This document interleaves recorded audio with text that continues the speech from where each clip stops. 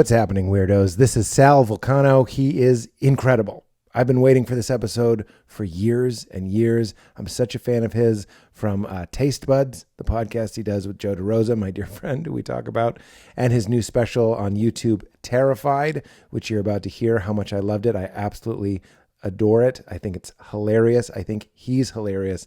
And I'm so glad you guys are here. Sal is on tour. Go to salvulcanocomedy.com/tour, and you'll see he's going to be in New York. He's in New Hampshire, Maine, Connecticut, North Carolina. He's going all over the place. So check that out and go on YouTube and watch Terrified. It is so, so funny. I absolutely loved it. And if you're feeling nasty, go to PeteHolmes.com, like I'm about to right now, to see my own tour dates. Thanks to everybody who came out to Houston. It was awesome. I got stuck there in the hurricane for an extra day, which was still fun, but the shows were incredible. Madison, Wisconsin. I'm going to Pittsburgh. I'm going to Milwaukee, and I'm going back to Denver. All of those tickets are available on PeteHolmes.com. And that's about it. That's all I really have to plug up top. Check out my special on Netflix, I Am Not For Everyone. And in the meantime, enjoy this chat. I'm so glad you guys are here. Get into it. It was just a water I grabbed. It wasn't anything I'm married to.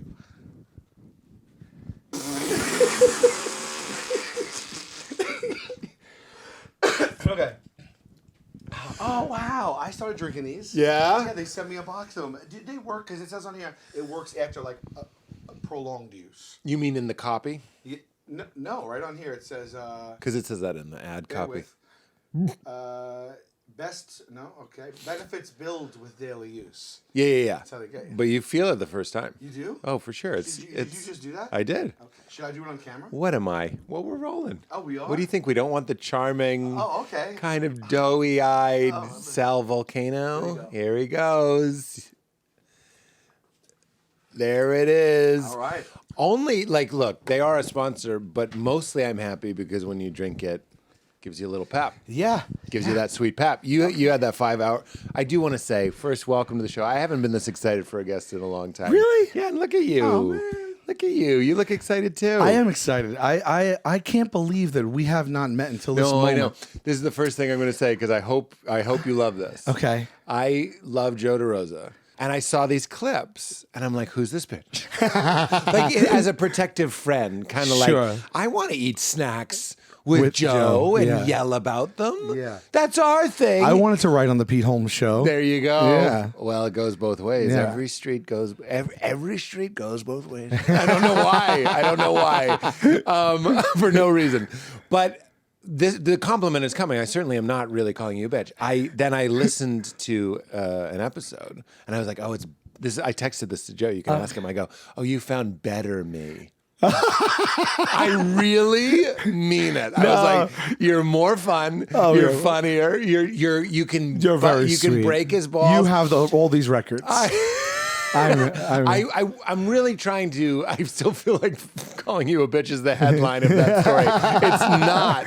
The moment when I watched you for 5 seconds, I was like, this person is a pure delight. That's how I feel about you. I appreciate that. I really do. I think we might be similar. So Yeah. I'm not just saying you were a better me to say you're a better me. I'm saying, oh, he's like me. Yeah. I hope I'm not flattering myself, but you have a similar. I've always felt that. Is that right? Yeah, and I've been a fan of you for a very long time. Well, absolutely, very long time. I was listening to your record. I keep calling it a record. I was listening to it on YouTube, but while I was driving. Oh, okay. And Katie, I already told Katie this. I always put these albums on. I'm like, I'm going to listen for 5 minutes.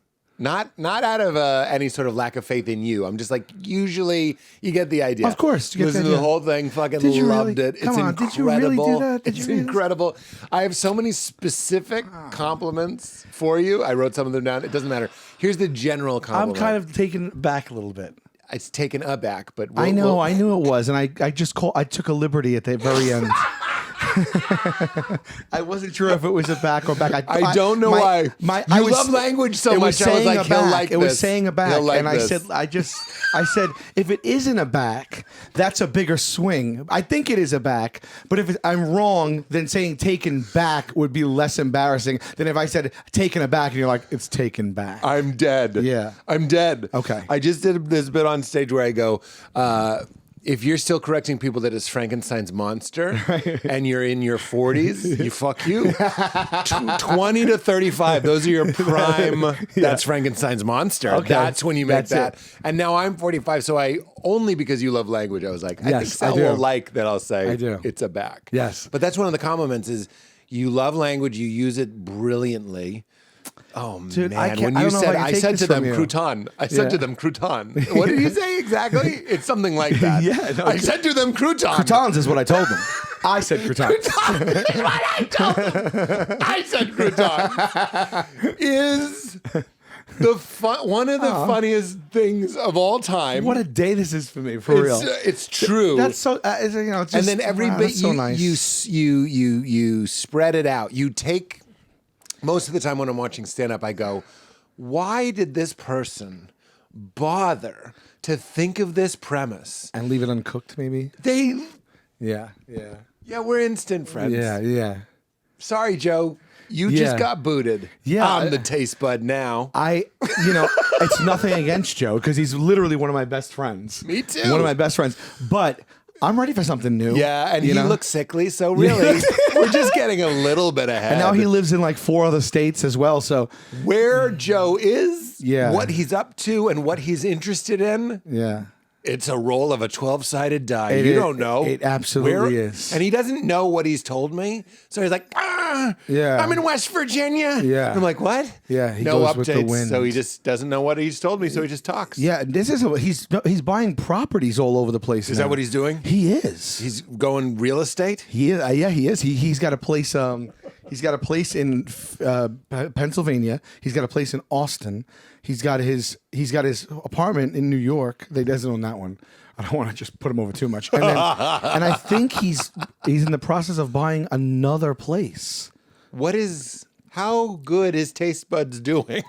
Not that good. So I don't know really what's going on. 5 property good? I don't know. I think he needs to like a 5-napkin burger? You're Yeah, a 5 property podcast? I know. I'm like, what is going on here? Look. Maybe I should have it audit the books. Holmes, you ever get sensitive, Joe? I heard Sal on your podcast. I just didn't like that you were talking about my finances. I love it. I get sensitive So- Joe every day. You know? You go what? At some point, I get sensitive Joe every day.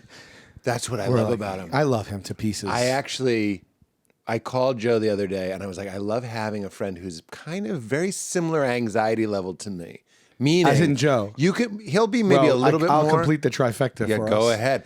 So anxious people are so fun to talk to. They're cooking. Yeah. They're Jiffy Pop. Yeah. You know what I mean? I absolutely do. You call and you can Jiffy Pop with Joe. You ever call somebody? I don't mean to make this point too often, but sometimes people get a little numb. Sometimes their meds aren't quite right and they're just Yeah. not fun. You can count on Joe to be untreated, Oh, yeah. unmedicated, raw Jiffy Pop. I was like, this is an excellent idea to argue about food with you for a podcast because I know he's going to bring the heat every time. He brings it. He means it. Yeah, he means it. Yeah. Sal, Yes. I know you know. I know, yeah. He means it. It's wild. He's actually mad at you. Yeah, he's mad. Yeah, He's yeah. mad. He's mad. It's contained, but he really is. He really gets behind his opinions. Yes. And I wouldn't have it any other way. I wouldn't have it. I mean, And this you- was our normal life, and then we after like the third fight over like a bagel, we were like, well, should we podcast this? Everyone, it's COVID. I mean, let's just fight about something that doesn't mean anything, but means something to everyone. Yeah. But in the same token, doesn't mean anything. Jesus Christ, escapism. Yeah. You know, like so. It's so fun. Yeah, no, I love the show. But when I do get the feeling that if you're arguing peanut M&Ms versus Reese's Peanut Butter Cups, I just made that up. Sure. Maybe you have. If Joe is arguing Reese's Peanut Butter Cups, I feel like he could argue the other one and he'd be just as livid. Yeah. So there's two types of episodes we have. One is where we land on something that I genuinely like and dislike, and when that's the case, and you know, when it can't be 100% of the time. Right, that's kind of the best. It was a lot in the beginning, and now we navigate and we really mine for it. Yeah. That's when it's the best. But then there's the other one where it's like, well, which one would you have a little bit more? Right. And then you could always make a case of the cons of something that you. You're right. And the best ones are really where Joe has. I'm trying to think of where he really digs his heels in. But this isn't a taste. Oh, yeah, well, retrospective. This is about you, baby. This is about you. Sometimes we do non-foods, and I'll tell you, an unexpected just heater was pen versus pencil. Yeah, I mean, we had no one could see it coming.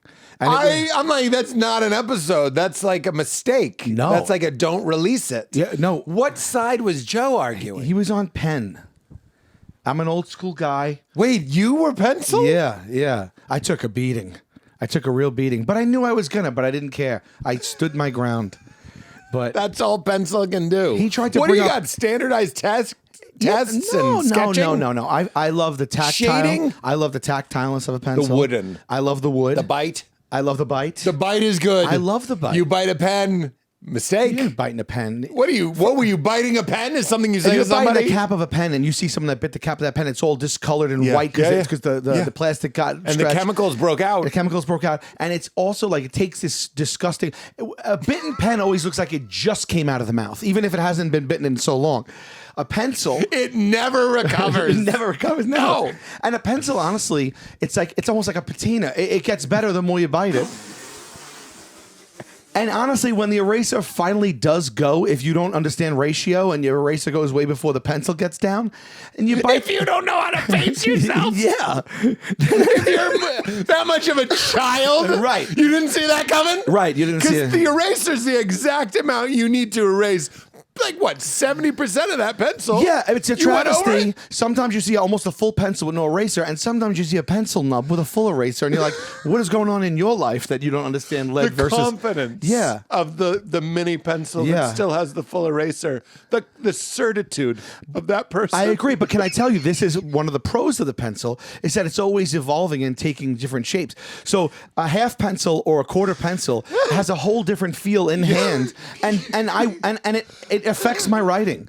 And I also love the levels of if you have a just sharpened pencil or a dull pencil, that's changing things up a bit. Don't even rush these points. Right. You're in a safer place. Would you 'cause think you pen are versus pencil? really? I wouldn't in a million years. Yeah. You're right. That little pencil, it's barely sticking out of your hand. It is, and it might even you're in hurt there. a little. It does hurt, It and does- it puts that little Yes. what do you call that? A Callus, divot or a callus, divot. yeah, a little It kisses blister. your back. Pencil kisses your back. It does.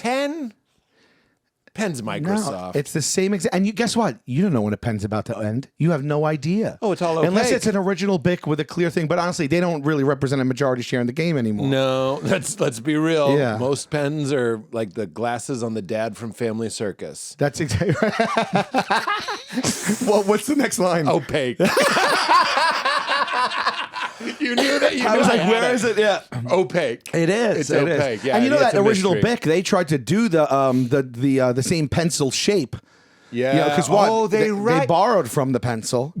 But also, the pencil came first by, I think, a long shot. I probably would They imagine. took from the pencil. They took from the pencil, yeah. They were like, don't mess with perfection. Yeah. Make it kind of. It's not it's like a hexagon. Yeah, like it's a hexagonic. It's a hexagon. It's a hex. Yeah. Yeah. Also, lead doesn't explode and possibly ruin a pocket Or on an a airplane. shirt, You don't have or to a worry friendship. about it. Yep. Yeah. And Yeah. everyone's had a pen explode on them. Everyone, you can't escape it. It's gonna It's happen. bound to It's happen. gonna happen. Yeah. There's so that's no way around impending a bad day, right? That's not, and it's never good. It doesn't come out right away. It's always at the inopportune times. Yeah. You know, and you know what else? Pens, if they're not really high quality pens, they're inconsistent. No, they are, because you ever get a pen that like gets fuzzy on the tip and you're writing and there's like Yes. streaks within the ink and Yes, stuff like that. yes. Whereas a pencil, you don't find that. No. Yeah, and also if you really want to spend some money on a pencil, they have like the wing. What are those things called? The something wings. There's a pencil brand line that is something. It's like an expensive pencil. They come in like a 6-pack. They really Wow. changed the game. They have they have all different colors, but every one has a different lead. Black wings. That's what it is. Black wings? And listen to this, what they did with the eraser, because the eraser hadn't evolved in so long. The eraser is oblong. Stop. And it really makes for a fun treat when you're erasing. Also, how Wait, great is it to oblong in erase? what way? It's like It's instead like of up like a against- circle, it's almost like a rectangle. Okay. Yeah. But it's still in the end. Okay. Yeah. Yeah, it looks like a paintbrush. Yeah, it absolutely looks like a paintbrush. Yeah. And this is for the pencil aficionado in our lives? it is. And guess what? no, listen, I know. I get excited about little things. Wonderment is something we should never lose, and you have it. And I knew I was attracted to you right away. Not in that. I understand. Yes. Attracted. Yes. Just because you're moving towards something doesn't mean you're going to fuck it. Right. Am I attracted Thank you to for the a clarification. Coca-Cola machine at a rest stop? Absolutely. Absolutely. Yeah. The hole in the bathroom, different. Why'd I have to say rest stop? And we don't need to go split there. hairs. I mean, everything, anything you want. The courage of a glory hole. Go on.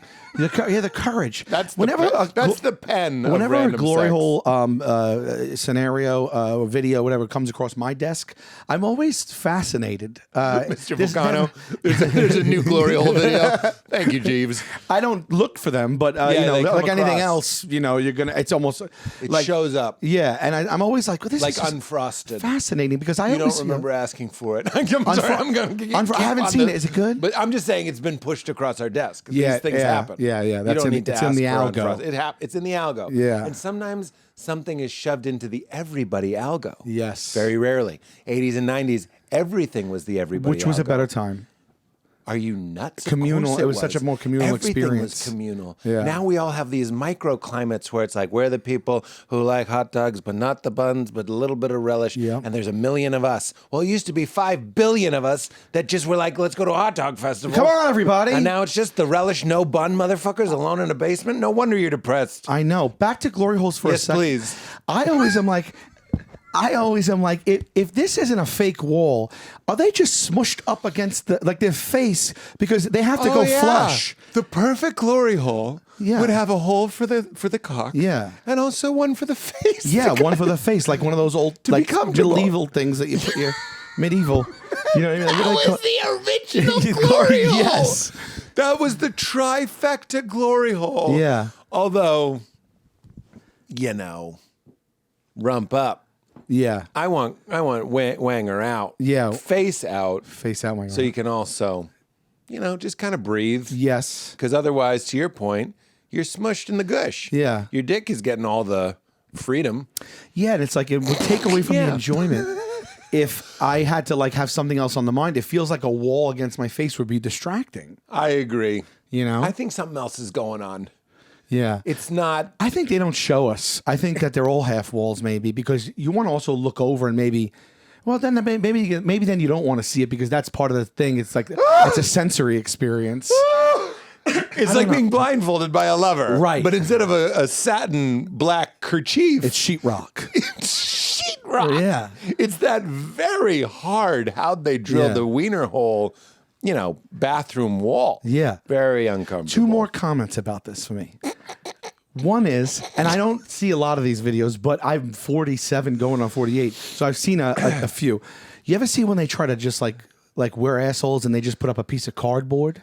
Yes. And they shoot it from a good angle. I'm like, that's a box. That's a piece of cardboard. Wait, That's we're not a actually wall. talking about real glory hole videos, like pornography videos? Oh, what What were are we we talking talking about about? up till this point? I thought you were talking about like news stories, like a senator gets cut with a glory hole. Oh. Why'd I say that like Jiminy Glick? I don't know why.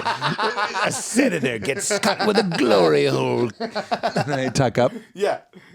You mean American pornography? Yeah, I'm like sometimes I'm Yeah, like those are fake. yeah, this is like a DIY situation here. A DIY. Yeah. Porn is still out there DIYing hard. I like the DIY. That's what I'm saying. Aside from There's some creativity going on. Cut a hole in a regular wall if you're going to do that. Yeah, you know I don't a want it guy. takes me out of it. If you're making porn, you know a drywall guy. Exactly. I don't know what I mean by that, but I liked it. But I feel like it rings true. Also, if it's a cardboard, I feel like they're holding it up, off camera because it's not erect. The cardboard's not erect. You know what I'm saying? Last point on glory holes is, I always just I always am like. Last point on glory holes. I want to know why I can't take it because you're not going to forget this last point on glory holes. No, So I'm well, I interjecting. might. I have You might do bad it. ADHD. Do it then. Yeah. Do it. No, please go, and I'll own it. I'll say. Take the compliment that you seem like a guy that could hold on to that comment, Okay. but also know that I couldn't. Okay. So Yeah. no friend. Okay. Friend. Okay. Second point on glory holes. Yeah, is that I always like think with anything. I'm like, there was the first time for this. Like in anything anything. Yeah. Some guy was like, "Oh, this is a couch. Enjoy it." You know what I mean? Like I don't know, whatever, right? And I'm always like, every single thing you could lay your eyes on. There had was a first time. One single moment. Well, I remember the bicycle. Isn't the bicycle?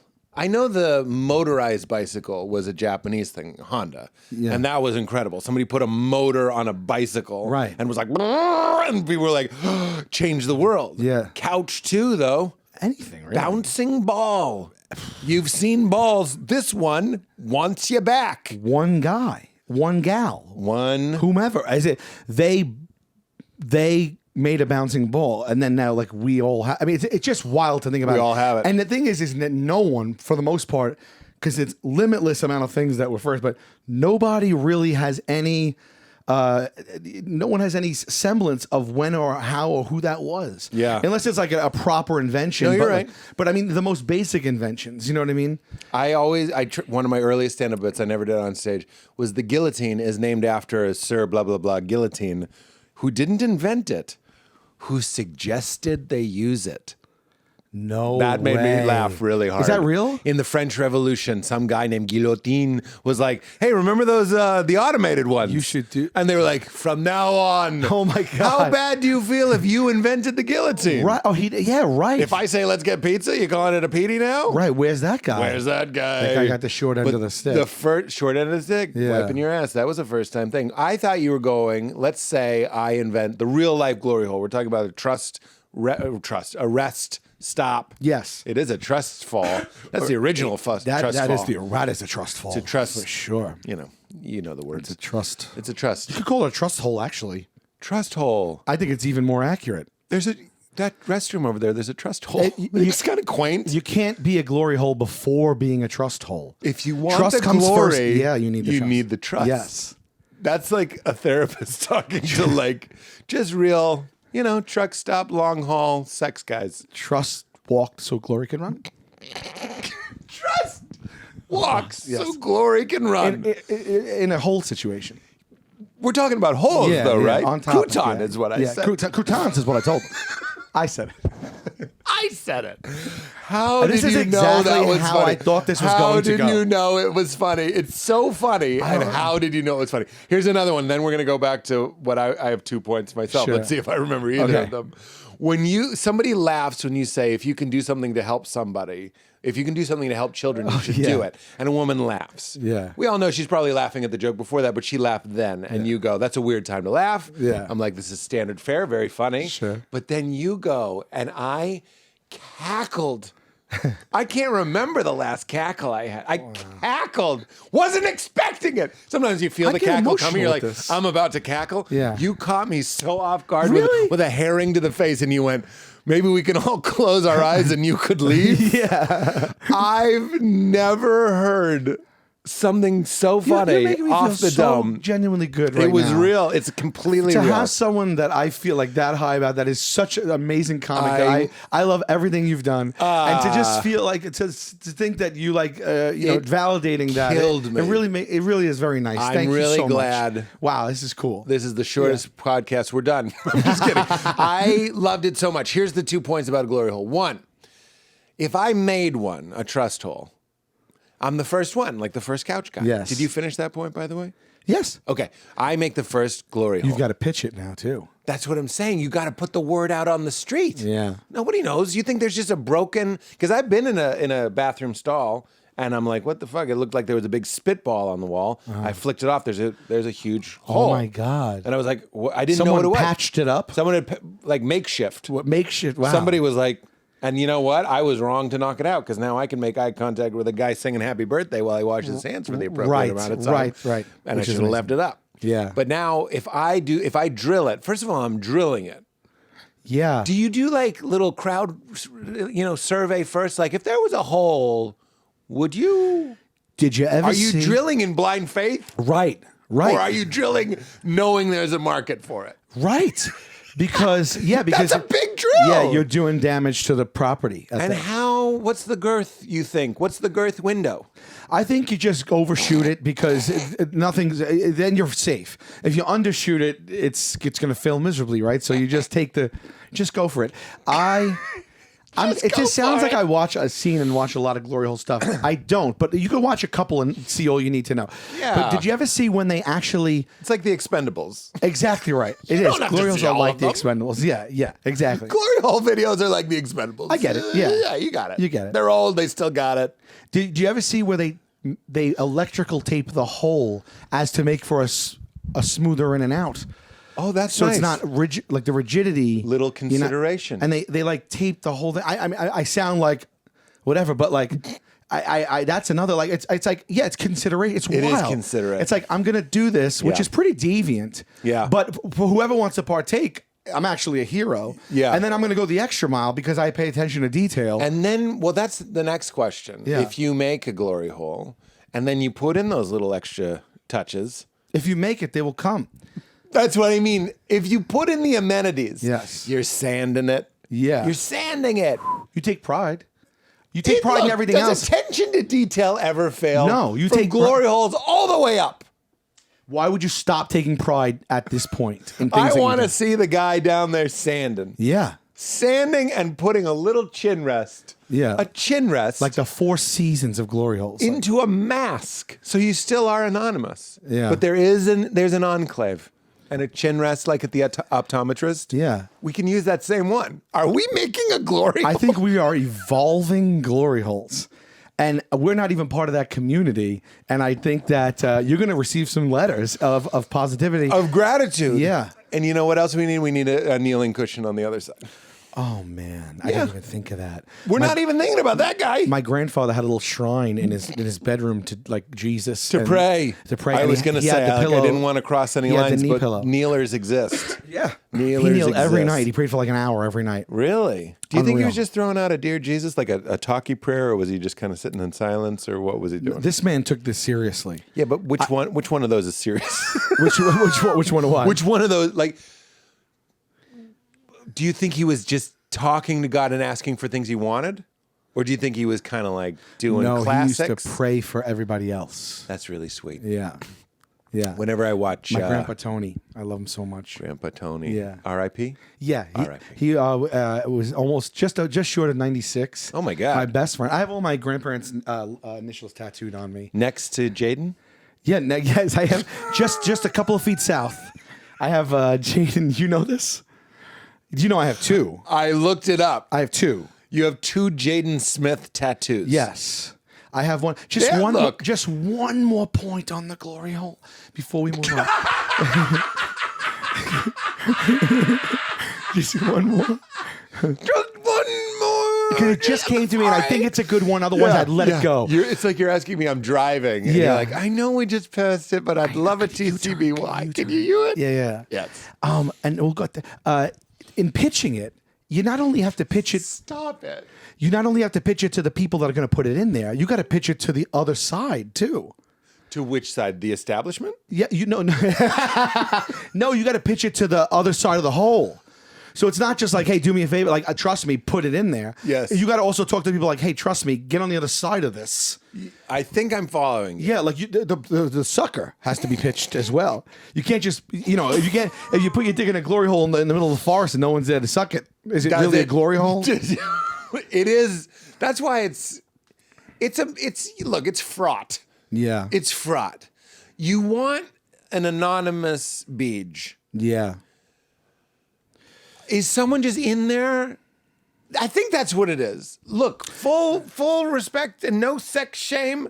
I'm saying I think word on the street is there's someone in there and they ain't pooping. Okay. That's how you say it Right. on the street. There's someone back there, but they ain't pooping. Yeah, and because- someone's eating a patty melt and they're like, And You've got my attention. What do you think the percentage is of people that walked into a stall didn't have any intention to suck or be sucked, And it just saw happened. it and Yeah. did it on the fly. On the fly. It got to be a low percentage, There's right? got to be a term for that in the industry. Yeah, I feel like there's like probably an online forum for each hole, and people know to like meet that. There's got to be some type of assembly. Yeah. You know what I mean? There's got to be some type or a of. throat clearing. I bet there's a specific kind of like Oh yes, like that. Yes, without a doubt. And just like crime fighting, where you don't think of how boring it is waiting for a crime. You know, Batman next Right. to a gargoyle. Yes. It's probably 6 hours Yeah. of waiting. Yeah. So too. And who stays horny that long? That's a fun. I know you love Batman. That's a fun sketch. Batman, just the waiting. Just the waiting. Yeah. You're an improviser. I know we're just telling each other we know each other. Yeah. You're an improviser. I am. My go-to, new improv class. I hate to admit this. I'm embarrassed. But probably 2 or 3 times I initiated a scene with a new class, people that didn't know me with. God, I love crime fighting, but who knew there'd be this much waiting? I loved that scene. I love it. I loved the scene of 2 superheroes just talking. Yeah. And you knew at any point maybe a villain would show up. It's a rich initiation. Yeah, It's a yeah. ritiation. We do this thing on the show where there's we make up fake movies or plays. Yeah. And we print out all these tickets. We write them for each other, and then we put them in an envelope. And we are on the street and we go, "Excuse me, I have a show. Take these tickets. I can't make it. If you want to take just take them. I'm trying to give them away."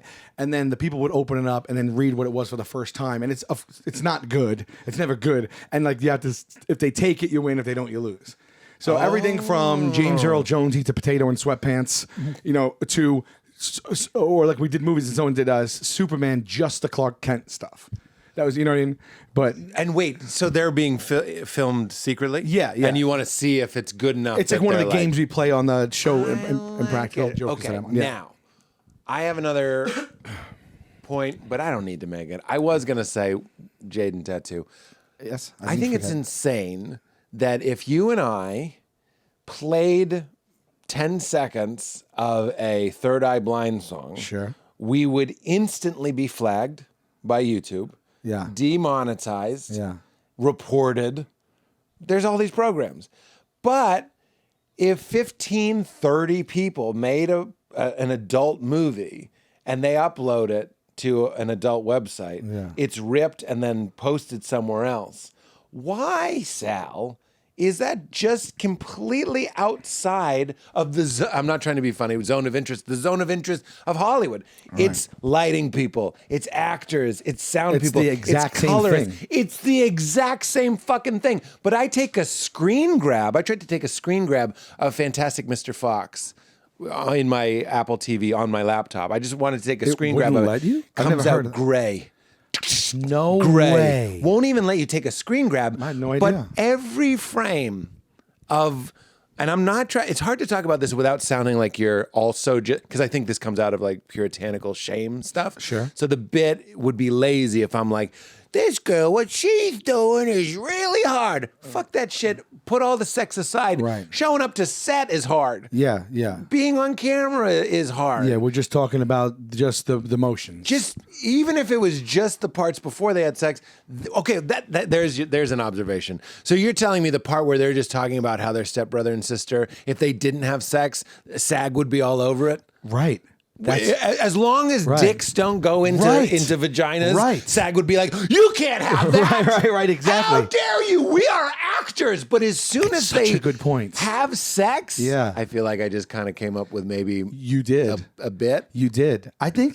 Yeah. And plus, by the way, it's not like they can't get representation, like to make this case. For Where's the lawyer? Yeah. Lawyers don't give a fucking it's a shit. quintillion-dollar That's what I'm industry. saying. The money's there. Where's a lawyer that's like, I'm not touching that. I gotta read to my kids at night. Yeah. You should be out there fighting for the jiggling asses. Let me ask you a question. ask it. Okay, in this point, a pornographic situation, Yes. is sharing your friend. Like maybe they don't want the barrier. Maybe it's like They want it to be ripped? yeah, They like don't want it to be ripped. they do want it to be. You're saying they do. Like I feel like it's like like they put it in a basket and send it down the river. Like this is for whoever will have it. Just for the love of it? Well, because I think that because it's like anything else, they want views. I mean, that's you want to be a star. porn star. Yeah, I think, but the biggest part of being a porn star is that you have a mansion and there's a lot of jizz everywhere. Yeah, There's just every room is a grotto. yeah. My first trip ever on an airplane. Your first what? Ever on an airplane was January 1995, and I went and I crashed on my friend. Don't say crashed right after I was on an airplane. Do you know? Right after you were on an airplane. I thought you said don't say crashed right after I did the show Crashing, which I auditioned for one time. You did not? Yeah. For what? I auditioned for Angry Artie Lang fan. Oh my God. I don't know what the context of it was. I watched the show. Everyone on that show is my I mean I knew Yeah, I it must have been one of those. It was. I was like, oh, I mean, like those are all my. And I know you came out like Big J is one of my best friends. Oh wow. Yeah, like he's wonderful. Yeah, I know. But we missed each other back then. But yeah. Yeah. Ships in the night, different glory holes. yeah, different holes, different stalls. But No, different stalls, same bathroom. Right. We were very close to one right, another. different Yeah. stalls, same bathroom. No, but it's true. That's very good. It's you're good. You're good. Can I say I'm already having anxiety this is going to end because I'm having so much fun. I'm having a great time I'm too. like I could talk. I feel like we could talk for like hours. I know, hours. and I don't want to miss it. I know, Yeah. not like taste buds. Like we need to come up with two foods. No. But I know But there's I knew things. this would go like this. Me too. And I'm overjoyed. Me too. Yeah. That's why I was excited about it. Yeah. And that goes back to my original compliment when I watched you. I was like, "This is." I guess what I'm really saying is like, "Oh, that's my kind of guy." Yeah. That's my kind of Ditto. guy. That's why I kept texting you about it. Ditto. Did you notice? That you I kept kept going like, all right, it's Friday. Oh, yeah. I kind of thought you weren't going to, Oh, I thought are you somehow you were kidding going me, to dude? like, Are you kidding me? because since me not knowing who you were, I figured out that like a lot of people love and are huge fans. Oh. So there's a big part of me that was like, oh, he's going to. Oh no. He's going to be out getting a tattoo of Jada Pickett. Not even close. And I reached out to you, right? I reached out to you. Yeah, personally. Yeah. I forget. Oh, because I think maybe I feel like that's a DM, Staten Island thing. And I reached out to you personally. No, I mean, no, because I have like a it. publicist. Oh, and yeah. all these podcasts, everyone's my friend, and I was like, I'm going to do it. Even though I'm hiring you, I'm going to book everything because I can't have you contact them. These are all my friends, Right. But I remember being a little nervous to put myself out there. Oh, because I have no wow. idea if you have any interest at all, if you care, I didn't want to put you on the spot. I'm very. No, it was great. We had your boy Joey Gatto on. You did, Yeah. yes. And we I think were that like, gave me a little bit of like, oh, okay, I could ask. once you Gatto. Yeah. You got a volcano. I listened to your podcast. Oh, you did? I used to listen to it like Yeah. regularly. Yeah. To be fair, I listen to no podcast anymore just because I can't Zero worries. find the time. People But say that to me all the time. They go, it was like a time of their life. yeah, You know what I mean? When I first started listening to podcasts, I listened to like 3 podcasts, and Yeah. you were one of them. And I I listened love it. all the time. I love You it. had great guests. You had just very like you had in-depth conversation. I really loved it. I appreciate You had a whole thing. You had a whole aesthetic with the legal pad, and you had the song. Reggie Watts. It was Reggie, right? Yeah. Yeah. I read your mind. Yeah. All right. So what are the? Oh, Jaden. Jaden. Although I Jaden. might get the other 3 and just have a Smith family Mount Rushmore on my leg at some point. Yeah. Something. I'm I'll either going to get him say- every 5 years until I pass, or I'll just get the rest of the family. Something has to. When your obituary comes out, it says how many Jadens you were, and it's every 5 years. Oh, yes, okay, it was about that. Yeah. I think if I'm an Impractical Joker that made you get a Jaden Smith tattoo, that's what happened. Yeah, I didn't know. I couldn't look at it until I peeled the bandage. I didn't know what it was. Oh, they just. I got to pick the location. Couldn't until I did the 5 hours with a bandage, and I took it off on camera. Yeah. What went through your mind? Did you recognize that it was Jaden Smith? Immediately. Yeah, immediately. You can't. It's photorealistic. I don't know if I would recognize Jaden Smith immediately. I got to be honest. I think you would. I mean, that's how I feel. Can I see it? I know, you can see. I have 2. So this one, he's I want to see if I immediately know okay. it's This one is a Jaden black and white 15-year-old Jaden. That's the one I was blessed with first. And then 5 years later, we filmed the Impractical Jokers movie, and they sandbagged me, and they got him to come pose for one at 21. So I have a full color 21-year-old on my right. on my right. Yeah, on my right. I'll show you. I gotta see it. I gotta see it. I'm so glad just for some reason today I moisturized Yeah. my legs, and I don't always do it. Yeah. And I moisturized my Jaden. It's gonna shine. Yeah. You're gonna gotta shine. What are we about to see here? All this glory hole talk kind of got me. Oh my God, I would immediately recognize that as Jaden Smith. Right? And then It's funny, you don't know what Jaden Smith looks so you like. see him And then you see him and you go, I knew what Jaden Smith this looked. one- I'm ready. this one's- Full this color. This is like a grand finale. This is like when Daffy drank the gunpowder to beat bugs and blew himself up and died on stage. Do you remember that one? I do. It's a classic.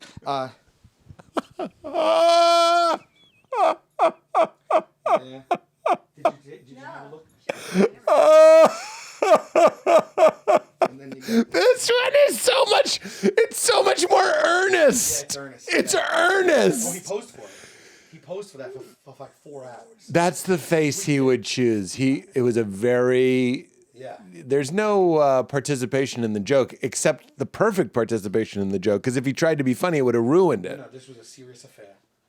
What did they tell him? That you were a huge fan? So Did you tell him it was a gag? no, so here's the thing. So I got this the first Jaden Smith tattoo, and then I was at Comic-Con in San Diego, and I'm walking down like in a convention hall or whatever, and I see Jaden Smith walking in a full bat suit. I mean, to the nines, and it was 100% white. Have you ever seen this? No. There was a point in his life he was just traipsing around town with this thing on. Excuse me? There was a point Like in he'd go to Jaden's- Cafe He Gratitude would wearing traipse around town, Drapes? fully wearing a full. You give it a Can Goog? you please give that a goog? Yeah, I have a picture of him in it because I approached him. This was How did you know it was him if he's in? Because I had seen him in public already wearing this, like it was on the news or whatever, in pop culture. I saw him, so I was like, "That's Jaden Smith in the white bat suit," and I look at Katie's face. Wow. yeah. But it does just look like a sweet boy who made it out of bed sheets, even though I know that's Smith quality. If you look up close, I'm though, sure it's yeah. great, but from this distance, it looks like Calvin and Hobbes. It, Stupendous, man. it does from this distance, Yeah, but if from you look this closer, distance. it's a spared no expense situation.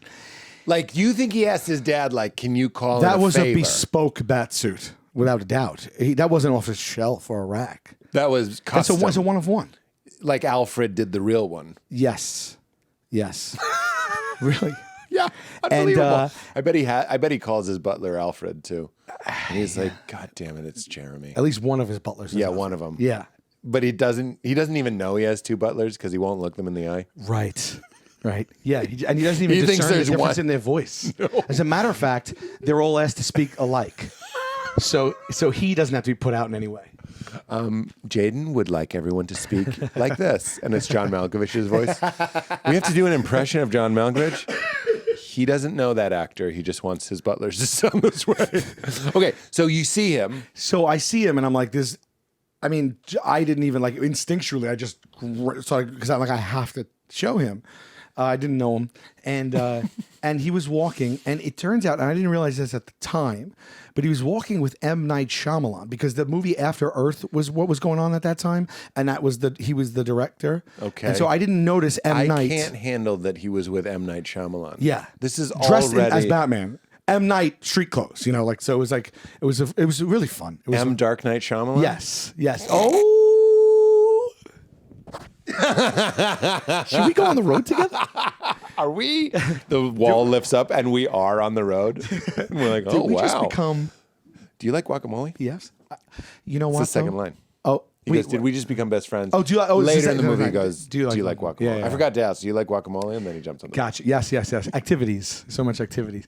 What a good. Did you ever see the outtake where they're up in the treehouse and Will Ferrell's like, one summer, I got so much pussy, and they can't get through the line. He's like, there was this one summer I crushed so much pussy, and they just can't get through it. That's, Katie knows. All I want, when I'm like thinking of like what I want to do with my career, Yeah. all I want is to struggle that hard to get through a scene. Yes. With a friend in a treehouse, just trying to say, one summer I got so much pussy, like, and Yeah. not being able to do it. Yeah.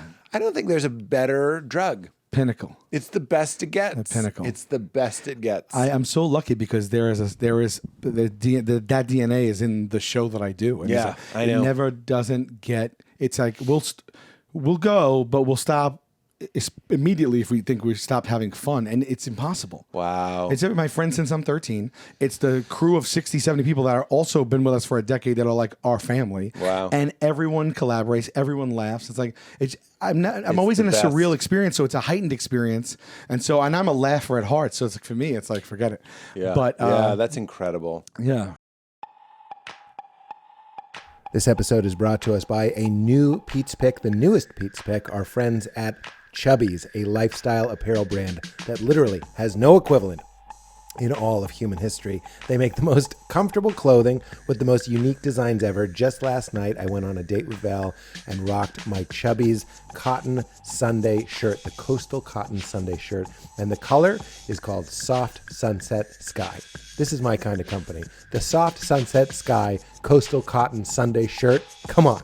I looked great. And I felt fantastic. I love the way the fabrics feel on my skin, and I love the cuts of their clothes. These are win-win-wins. CHUBBIES offer a huge variety of high-quality men's apparel, from super stretchy shorts and swim trunks in 3 inseam lengths, depending on how much of, that beautiful thigh that you want to show off. They also have pants, polos, and button-down shirts for when you need to hit up your favorite weekend brunch spot. When others see you sporting CHUBBIES in the wild, they are sure to say, "Oh wow, that person is wearing CHUBBIES. I now immediately respect them and think that they are very cool." You got to try. They're iconic. They're original CHUBBIES original stretch shorts. They're amazing, comfortable, and stylish. It is super hot this summer, so this is a big hit in my house. They're made with the stretchiest fabric with an elastic waistband for max flexibility without sacrificing style or comfort.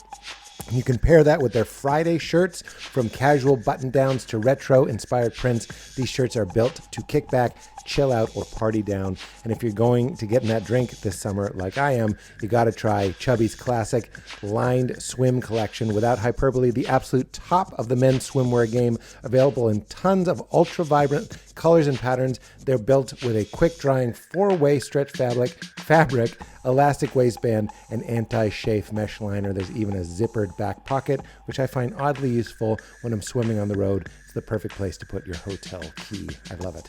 Makes me feel like James Bond. And for a limited time, our friends at CHUBBIES are giving our listeners 20% off with the promo code WEIRD at checkout at chubbiesshorts.com. That's 20% off your order with the promo code WEIRD. Support our show and tell them we sent you. Don't just blend in with the crowd. Stand out with CHUBBIES.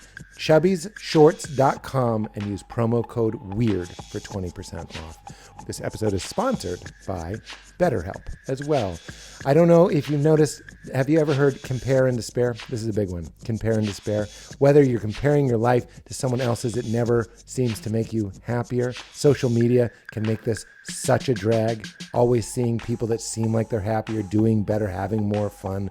Well, what do you do when you get caught up wishing your life looked like someone else's? For me, therapy has been a huge secret weapon and a powerful tool to help me stop and break that cycle. Comparison is the thief of joy, and it is easy to envy other people's lives. It might look like they have it all together on their Instagram, but in reality, they probably don't. And talking that through with a therapist can help you focus on what you really want instead of what others have, and really get you on that right track. It certainly has for me, so you can start living your best life. We talk every episode, especially the We Made It Weird episodes, about how much therapy has made a difference in my life. I'm a huge believer. It is greater than the sum of its parts. Talking to a professional makes a difference. It's dropping it off. It's like Sam in the ring, in Lord of the Rings, someone to help you carry the load and give you the tools and the resilience to build that life that you are looking for. So if you're thinking of starting therapy, give BetterHelp a try. It's entirely online, designed to be convenient, flexible, and suited to your schedule.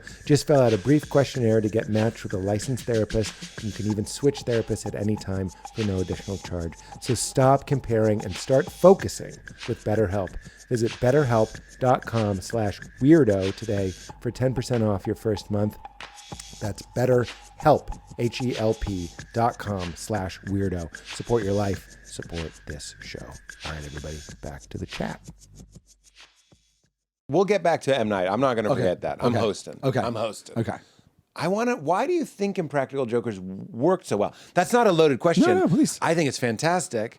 But why did it do you think it's because of the true friendships? It is. Yeah. It is, because they made 30 other versions of it. That's kind of what I'm saying is like countries, and they all people failed. put out little, comedy pranks. Yeah. And it can miss. Is it? Would you look? It's a leading question. Can you feel the heart? You can feel like these guys like each other, and there's not a lot of malice coming off of you. I think No. at all. If there's pranks, Ball I think busting, but people like- have like a malice. Oh no, yeah, Meter. that's not our end goal. That's there. what I mean, Our end yeah. goal is bemusement, confusion, and competition between us. It's like Right. it's more social situations and social faux pas.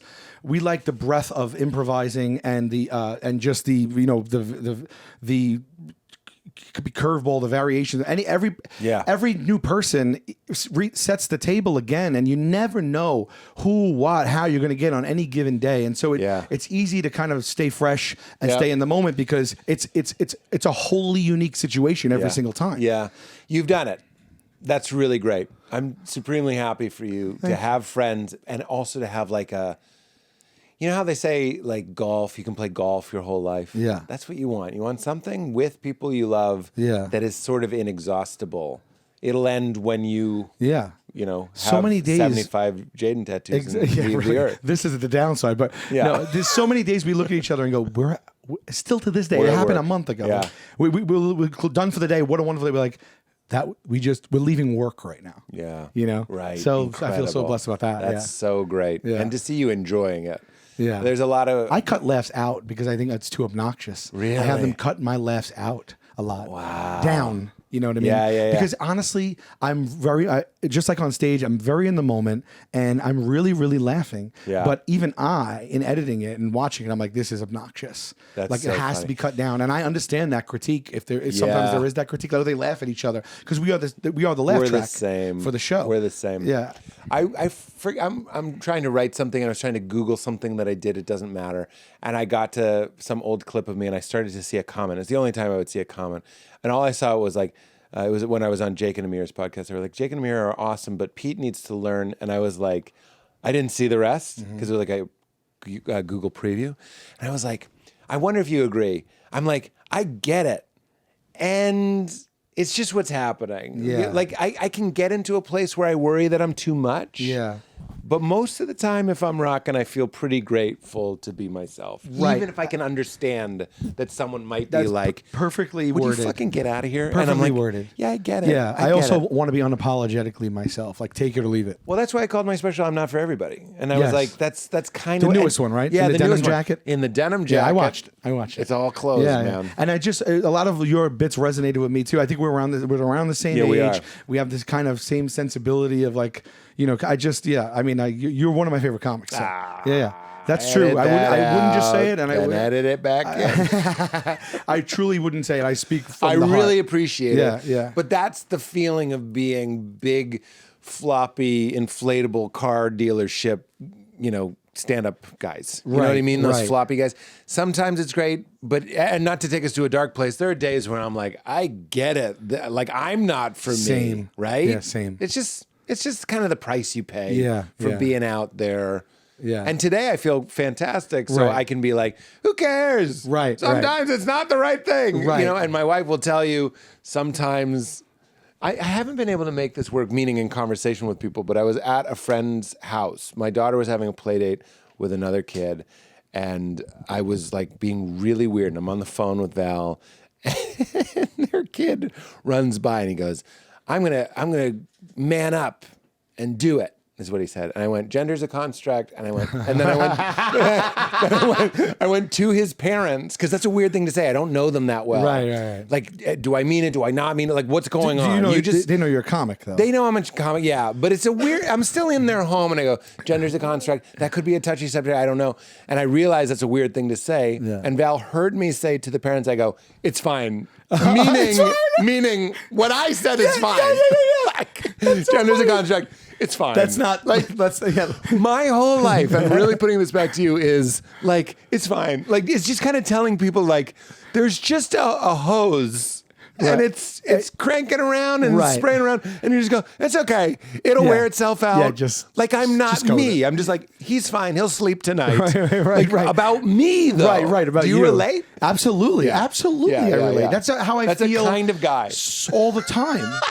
It really is. It's how I feel all the time. You know, I'm operating from that space all the time. Me too. Yeah. And you can hear it though in your comedy. And I hope this is true. Let's leave me out of it. I think in your comedy, it's infused with an urgency that only comes from a certain kind of guy. Yeah. Like you really want them to come with you. Yeah. You really want them to have a good time. Yeah. And you're trying to have a good time. Yeah. And it doesn't feel there's not a false note about it. I really love the way you are on stage, but you also seem really calm. Oh, goodness. The note I give myself is go calm down. Okay. And it's not because I'm nervous; it's because I'm excited. Yeah, yeah. I'm like calm. Val always says to me, "They haven't heard it before. Right. Calm down." And you really To this day, you tell yourself that. You're so seasoned. It's like it doesn't do. matter because I go that's how slow you down. you But excited. I do succeed most shows. Yeah. It's very rare that I'll do a show. Although I did one recently where I got off stage and I was like, my energy was way higher than theirs, and I needed to come down, and I did eventually. Yeah. But the first 15 minutes, I was really trying to, because I want everybody to go to Disney World. You know what I mean? I don't want to go to Six Flags. Six Flags is great. I don't want to, go to some fucking roadside bad bumper cars. I want to go to the best. Yeah, not so action come. park. So I want them to like join, and sometimes they just don't want to. Yeah. And then you have to be like, all right. Yeah. And then you go, it's this kind of date. I know. Because conversely, sometimes, we reflect the audience's energy a lot of times, like you said. And if it doesn't match, and conversely, if you get them and you then are like not your normal, like if I'm ever like down, like if I'm ever below energy or not committing, but like, I do like to actually tell my jokes at all different tempos, speeds, rates, and depending on what the venue is, just to squeeze all the juice out of them. And just, I don't like to use the same exact cadence. I always change a little something else. I can tell too. That's another compliment I feel uniquely qualified to give you. Is I'm like, oh, this is a guy who's still experimenting with it. Yeah. There's a couple times when you say like you gotta whisper it or you do like a weird thing, and I'm like, he's still going on stage that night. That's for the what I mean. tapings, I'm still like, let me just let this fly. You're twisting it. Yeah. You're changing because it. I have to, because then also for me, for us, Yeah. we're right there on the edge with it. Like Right. I know what I'm gonna say, but I don't know how I'm gonna say it. Can I say this? Yeah. Because I think you might like it. Yeah. People ask me about when I laugh on stage, and I go, is it real? Yes. Could I stop myself? Yes. Yeah. To see your point. Yes. They just want to go like, yeah, is that fake? And I'm like, I know what you're saying. Yeah. Could I not do it? Yeah. Yes. Yeah. What are you, nuts? Yeah. If a cop is yelling at you, you can put the giggles Of course, away. of course. But I want to laugh. Yeah, also- That's why crouton is what I said. Crouton is you.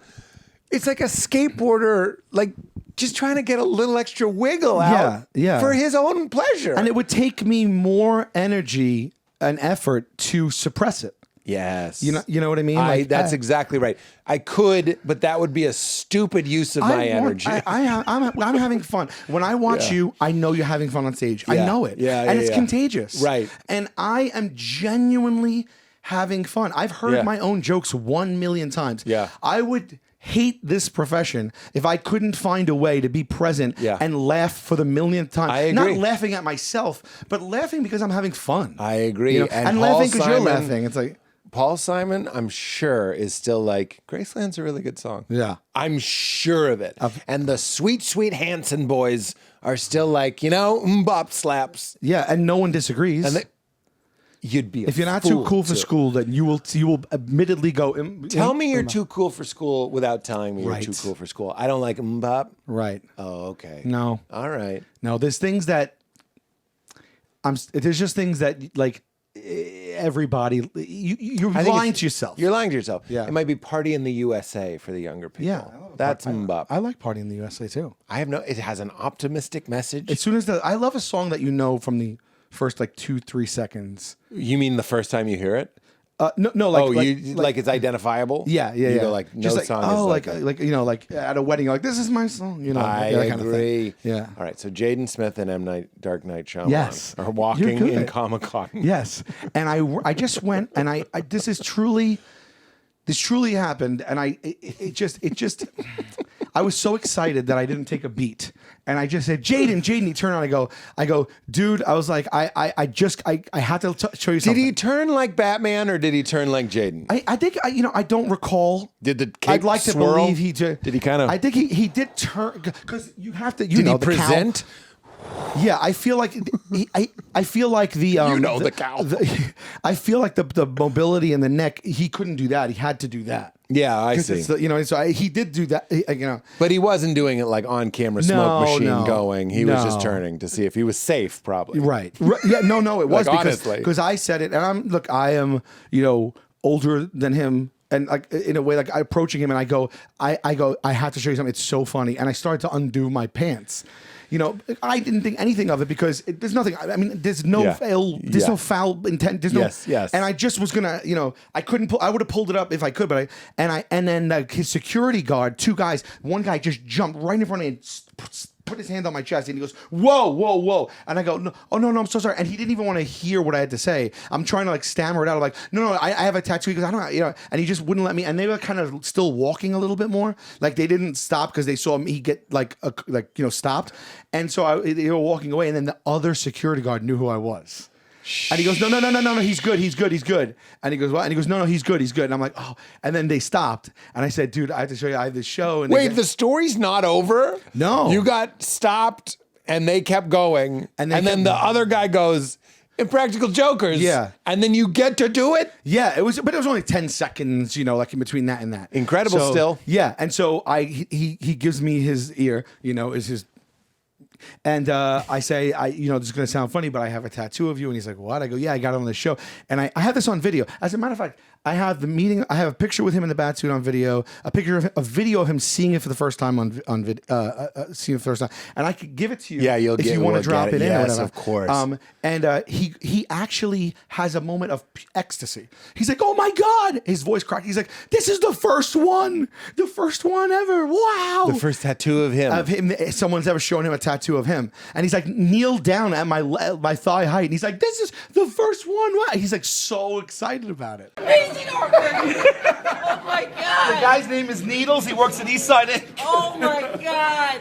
That's the first. Dude, That's the first. I did not see that coming. Yeah, me neither. I thought he would be like, great. I thought he would be like, I wanted to make sure like it wasn't, he knew that it wasn't anything, like it was funny because it was random. And not, it was nothing, because it really wasn't. It was nothing. It had nothing to do with like making fun of him. Right. It's random. Yeah. And so M. Night like kind of watched and was perplexed, I think. But then he lifts up his leg and he has a tattoo of your face, and he goes, "That's the twist. That's the twist. that's the twist. We love a twist." You think he like you think that he has twists in like normal conversations with his friend? Like you think the twist just is like there's like twists in his DNA? Like after a lunch, he would love after like a Impractical brunch. Jokers. Those are twists. Yeah. A lot of twists. Yeah. He's like, I was going to pay the bill, but then I didn't. I couldn't twist. And he twist. leaves. I couldn't imagine having to out twist myself for life. I rewatched Unbreakable. It's one of my favorite movies. Did it not hold up for you? I'm going to say. It's one of my favorites. Back Sal. then, when I saw it back then. No. Okay. Everyone, safe place. Okay. Good movie. Okay. You know why I rewatched it? Why? Just to bolster up your opinion. Tarantino was like, Unbreakable will go down in history as one of the great movies ever. It's one of my favorite movies. So Tarantino, kind of a film buff. Yeah, he is. He's a film buff and a deviant, but he's a rascal. Two things can be true. Yeah, that's right. But he said it was great, so I watched it. Yeah. Oh, you had watched it for the first time after hearing his suggestion. I had watched it when I was young, but I had almost no memory of it. And I feel like now as a father and as a grown up, I liked it more. Mm-hmm. And it's one of these movies, though. Look, we're not going to spend a lot of time here because I can feel people being like, what is this, an Unbreakable fan podcast? Sure. We're almost done. Yes. And it's a spoiler. So if you'd like to jump ahead. I'm going to say 2 minutes. Okay. No, that's at the end. Remember how it starts is he's in a train accident and he's the only one that survives. Yeah. Great. Not a scratch. Cool story. Yeah. So as Tarantino said, it's what if Superman didn't know he was Superman? Right. So he's going around and he keeps going like, can you remember me being sick? He has to ask people. Yes. And then he slowly puts it together, and it's very emotional because it's about a guy stepping into his power, impressing his kid. It's beautiful. I cried. The first time something that was done like that earnestly, no? It seems to me. I completely agree. There is no Dark Knight without Unbreakable. Yeah. That's what I Right, think. right, I'm right. just going to jump right to our conclusion. Yeah. It set the table for like sincere Right. superhero movies. Yeah. Here's my problem. That's fine. Yeah. I think you're going to agree. Okay. I think we can love this movie and agree it's a problem. Okay. Throughout the movie, there's reference to a hospital blowing up. Yeah. There's reference. There's a terrorist attack. All these 3 calamities. Yeah. And you know that Sam Jackson's character. Calamity is such a fun word. It's a great word. Even though it means something catastrophic. I know. It's like fibromyalgia. Continue. You know what I mean? Like this, it's just, it's a shame that a fun word means something so bad. Calamity. Yeah. Because calamities sounds like a Chuck E. Cheese style. It sounds like a bowl We had of my laughs. daughter's birthday at Calamities. Yeah, like oops. It sounds lighter than what it means. I'm so sorry for cutting you off in the middle of a sentence. You never have to. Okay. I'm going to throw you one back. Okay. Prohibited sounds like it's allowed. Swimming prohibited. Right. Because prohibited. Encouraged, not living allowed. That's what I mean. Prohibited. Yeah. Yeah. It's prohibited. Yeah. Do it. Right. Don't be inhibited. It's prohibited. Right. Swimming is prohibited. Is hibited, can hibited stand alone? Can something be hibited? Yeah, hibited. You're neutral. I'm Switzerland. I'm a bit hibited on this. Yeah. I'm not inhibited. I'm not prohibited. Uninhibited. Inhibited. Inhibited. Inhibits me. Uninhibit. I'm inhibited. That means I'm hesitant. I'm uninhibited. I'm uninhibited means I'm going to swim. I'm prohibited. Uninhibited and prohibited should be the same thing. You cracked the walnuts, and it's Christmas, everybody. I couldn't do it without you. There was a baton that you had before I held I it. handed it to you. Yeah. I can't even attempt to say it again, but we have it on tape. Yeah. Why prohibited? I feel, wow, this is wonderful. It's like a writing set. Like, we're like really like, I wish I was in the writer's room at your show. I really do. Oh, that would have been great. I wish I was in that writer's room. It's like a dream job. Joe and I and Jamie Lee and Nate, we all remember it very fondly. There were times I think that we were tense, but because we had to do too much. Yeah. But I remember it fondly, and nobody likes hosting a late night show. Not all told. No, it's but I actually grinds. look back and I'm like, that was really. This is the backdrop from that show. Yes. Isn't that fun?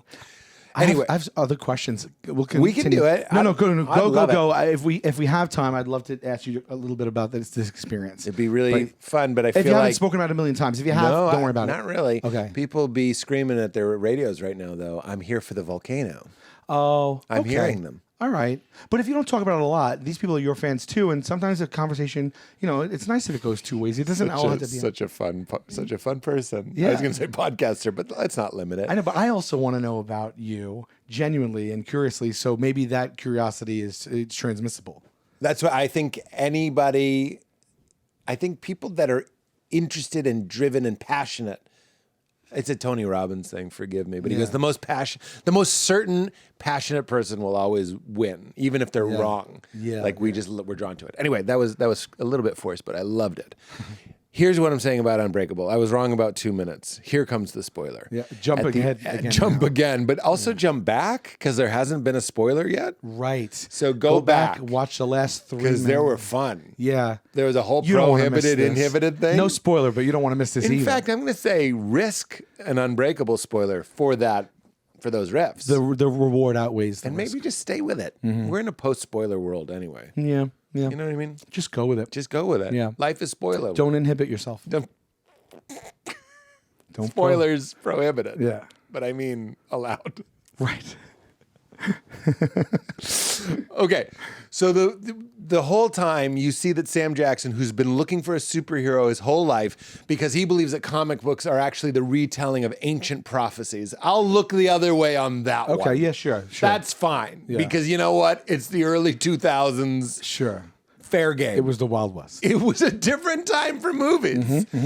Most movies in around that time, 90s and early 2000s, there was at least one moment that you were kind of like, it's kind of stupid, but like, I'm going to go. Oh, I'm gonna 90s go with it. rom-coms especially. That's what I mean. There Yeah. was something where you were like, that wouldn't Even the happen. posters, if you go look at it's its own aesthetic.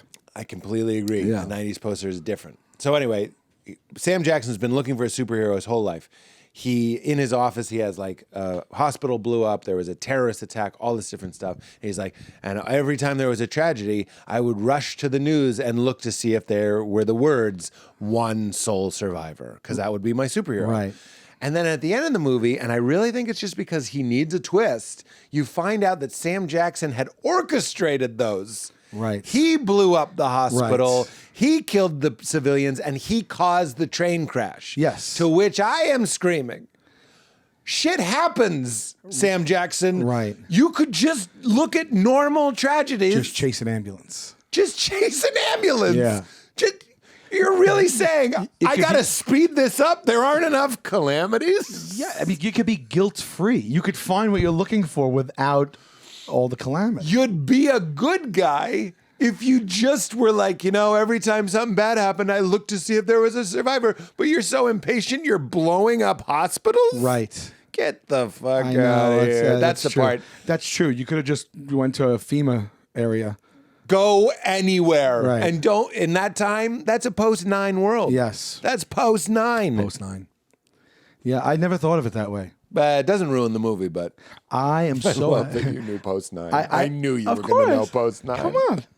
I'm so glad I didn't do this. I'm so glad, but this is true. There was a moment I loved the movie so much at that time because it also blindsided me. I went to see it and I remember realizing I didn't. So I don't like to read about movies or watch the trailers. I like to go in cold. Yeah. And just the best just experience it exactly as if I'm reading it. You know what I mean? Yeah. So yeah. So Or if it was a dream, even. Yeah. Like it just showed up in your night. it's so much more tingling to your senses. Like you pay so much more attention when you don't exactly know what this is supposed to be at all. Not even the genre, agree. even. I completely agree. Yeah.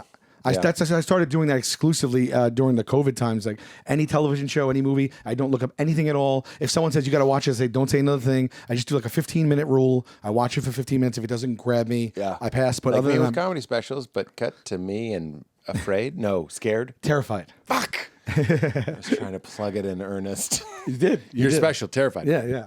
Keep going. I was like, I liked I took the theme of the movie and this man and like Unbreakable in spirit and I just liked it so much it resonated with me Of and course. I was like I was going to get a little like written word like unbreakable somewhere on my I'm not a tattoo guy. I'm not like a whatever.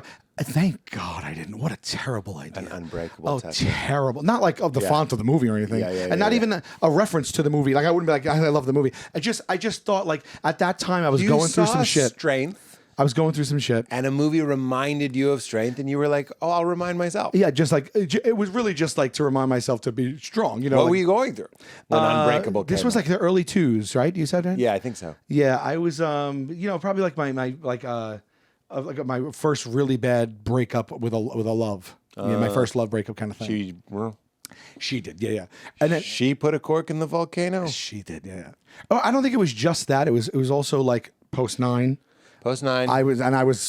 I was around for the 9. You were there. I was- You were yeah, in New York for 9/11. Yeah, I was right there. So like, Wow. but and it was. Yeah, it was were a you in bunch of Staten stuff. Island? I live in Staten Island, but I was. Yeah, but on I was. 9. I worked there. I worked at One New York Plaza, and I was like my ferry was docking. Not to get into this, but I mean, I watched it because we heard the plane like 20 seconds even before the. Wait, you watched it? I'm so sorry. Yeah, with my own eyes. Yeah. I'm sorry for what had happened, but Yeah. I'm talking to one person Sure, in that sure, yeah, experience. it's why- I'm it's sorry ins- that it's you insane. had that Yeah, experience. yeah. Yeah, I'm sorry to. No, bring it it's. up. I mean, I don't know. I mean, I don't want to bum you out. We're all over the place. It's great. It's a wild ride. It's glory holes to 9 and to post 9. It is Toad's Wild Ride. Yeah, it is. It is. And you know what? It's funny. Have you ever taken mushrooms? Yeah. You know how when you take mushrooms, look, I could be wrong, but I'm taking a note from mushrooms, meaning like podcasts and my stand-up, meaning the topics that I like to cover.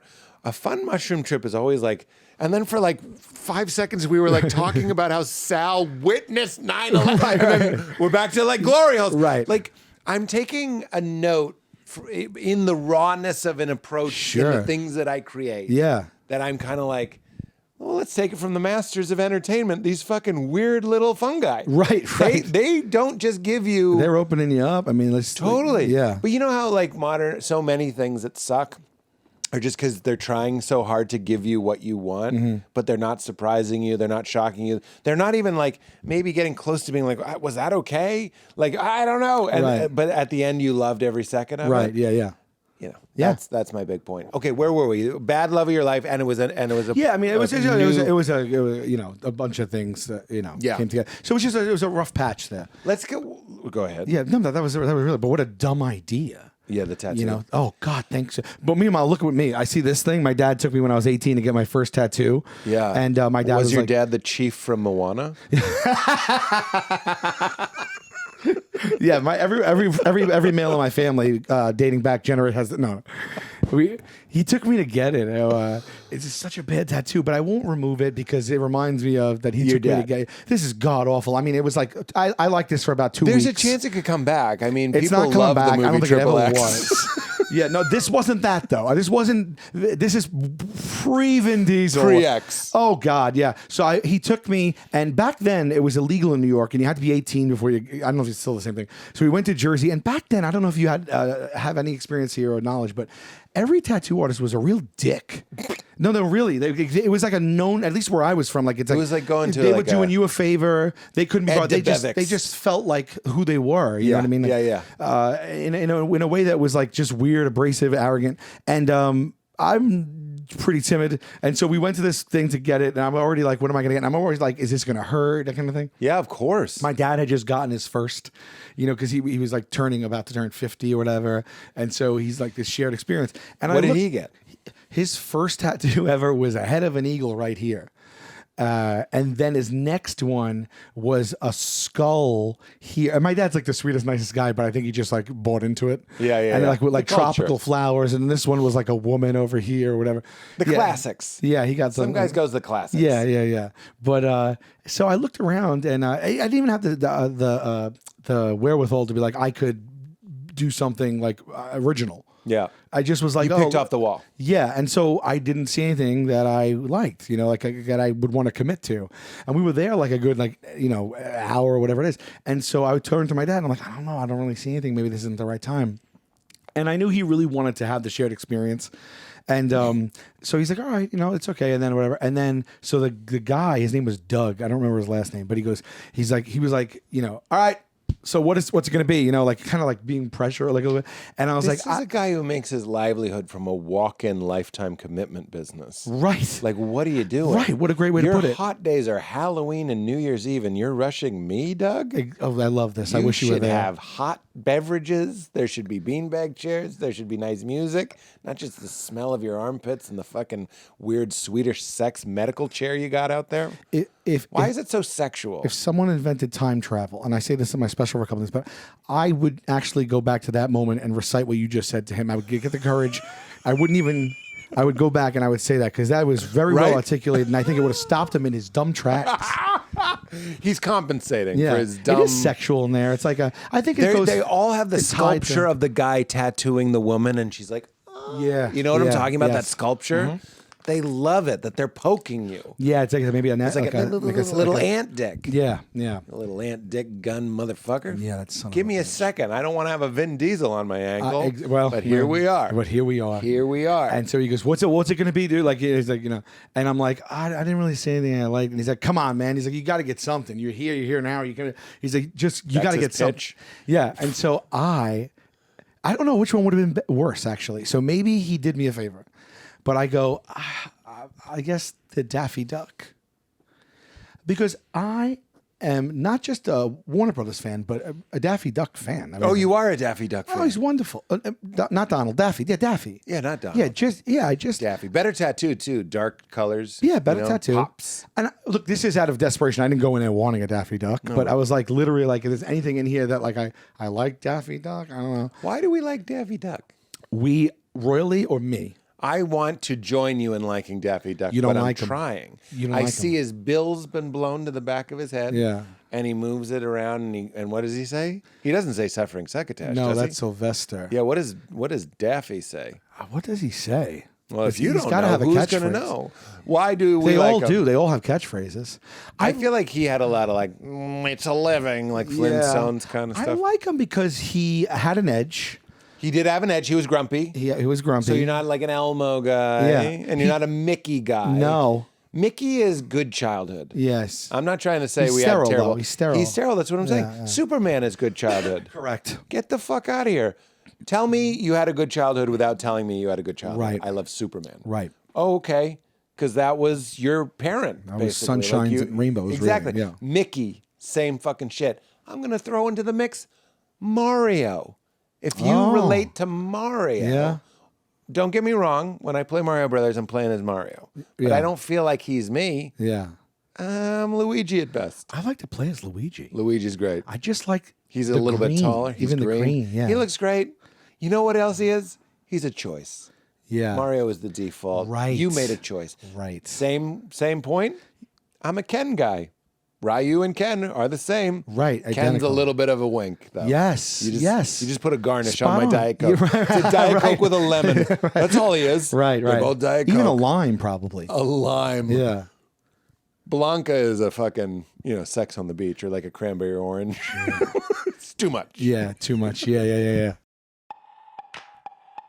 You guys know I am obsessed with ways to strengthen my immunity and my gut health, as well as my fitness, endurance, my metabolism, as well as my hair and my skin. And I recently discovered a product that takes care of all of those things, addresses each one of those categories in really noticeable ways, which is ARMRA Colostrum. What is colostrum? It is the first nutrition we receive in life, and it's pretty magic. It contains all of the essential nutrients our bodies need to thrive. I'm talking about all the things I mentioned up top. Reactivating hair growth and glowing skin by reducing inflammation and puffiness in your neck and your face, as well as stimulating stem cells to produce collagen and increase elasticity. That's pretty dope. I'm talking about igniting your metabolism and fortifying your gut health so you feel less bloated. This, by the way, is one of the biggest differences I notice taking ARMRA every single day, feeling less bloated and lighter, while it's also replenishing your microbiome, stabilizing your blood sugar, and accelerating fat burning, which is incredible. Getting your blood sugar right is so helpful with cravings and getting your diet dialed in, as well as fueling your fitness performance and recovery. ARMRA Colostrum is a proprietary concentrate of bovine colostrum that harnesses over 400 living bioactive nutrients that rebuild the barriers of your body and fuel cellular health for a host of research-backed health benefits. It's wholly natural, sustainable, grass-fed in the United States, and they guarantee the highest potency and bioavailability of any colostrum on the market for results that you can actually see and feel. And both Val and myself will attest to that. It is a game changer. We've worked out a special offer for weirdos. Receive 15% off your first order. I like it as the powder. You can also get it flavored. They have like a blood orange flavor, like an orange flavor, which is incredible in packets, which is great when you're traveling. Go to tryarmra.com/weird or enter weird at checkout to get 15% off your order. That's tryarmra.com/weird to get 15% off your order. Support your body and support this show. We're also brought to us by our friends at Living Libations. You guys know Living Libations. We absolutely love them. We are a Living Libations household.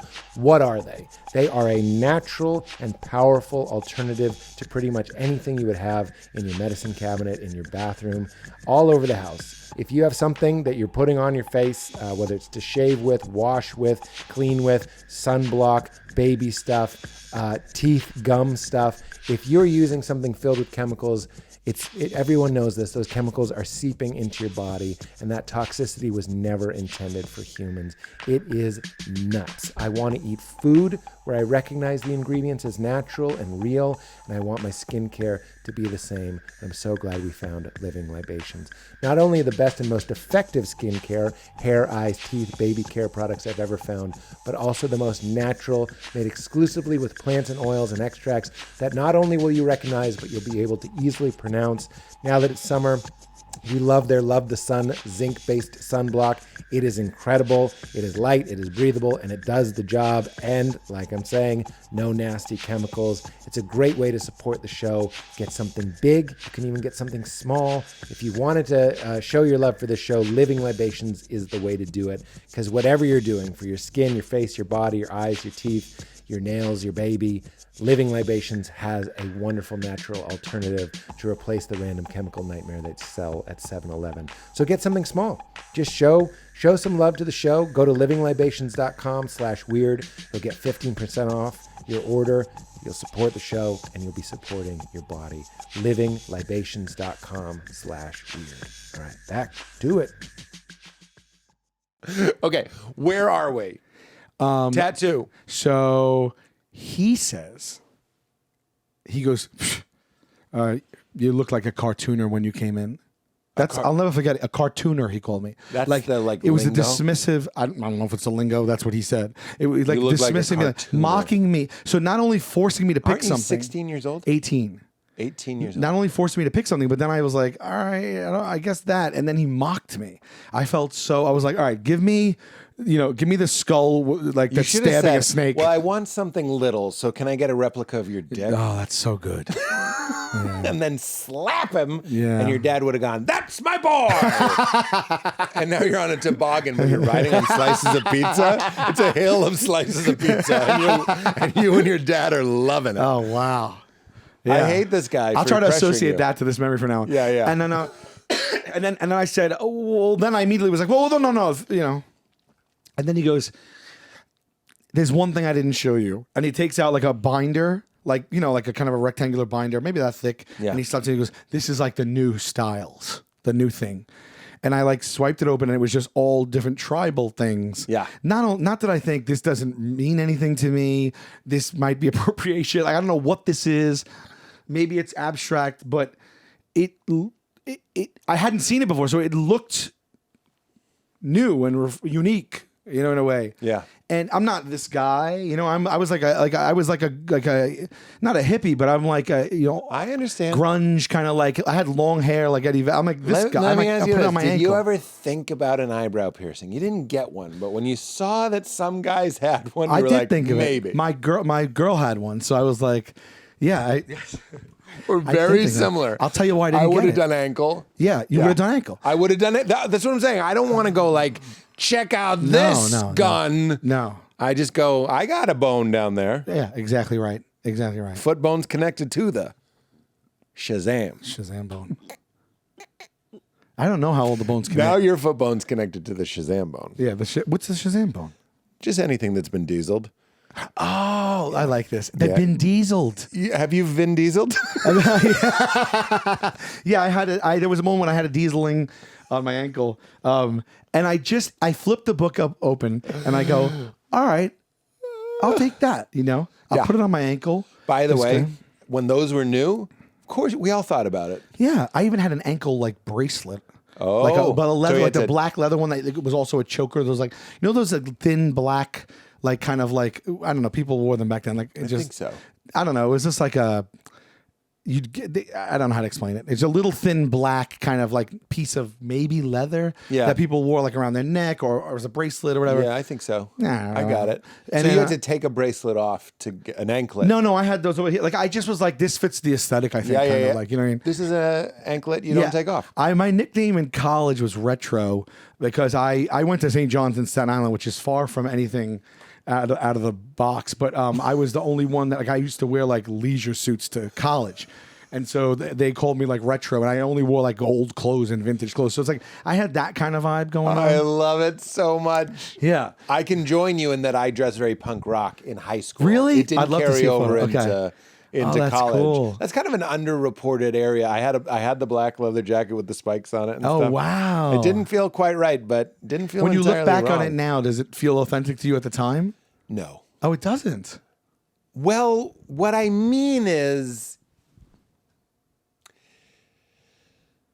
let's just say I was saying something that I needed to say authentically. Yeah. But I don't think, when I say very quickly that it wasn't authentic, it wasn't going to last. But at the time, for the It was year or fleeting, so that yeah. I was doing it, it felt totally right. Right. Okay. But it was, I wonder, this is what I was going to ask you. You don't wear leisure suits anymore. No. When you start performing more, doesn't the urge to do things like that's like life performing. Yeah. That once you start actually performing, like as a performer, Yeah. the desire for me to also go out into life and be wild and, No. and weird completely went away. Not at all. Yeah. Like dressing up for Halloween or whatever. Yeah. Like went away. But You seem surprise like yourself once in a while. Do it.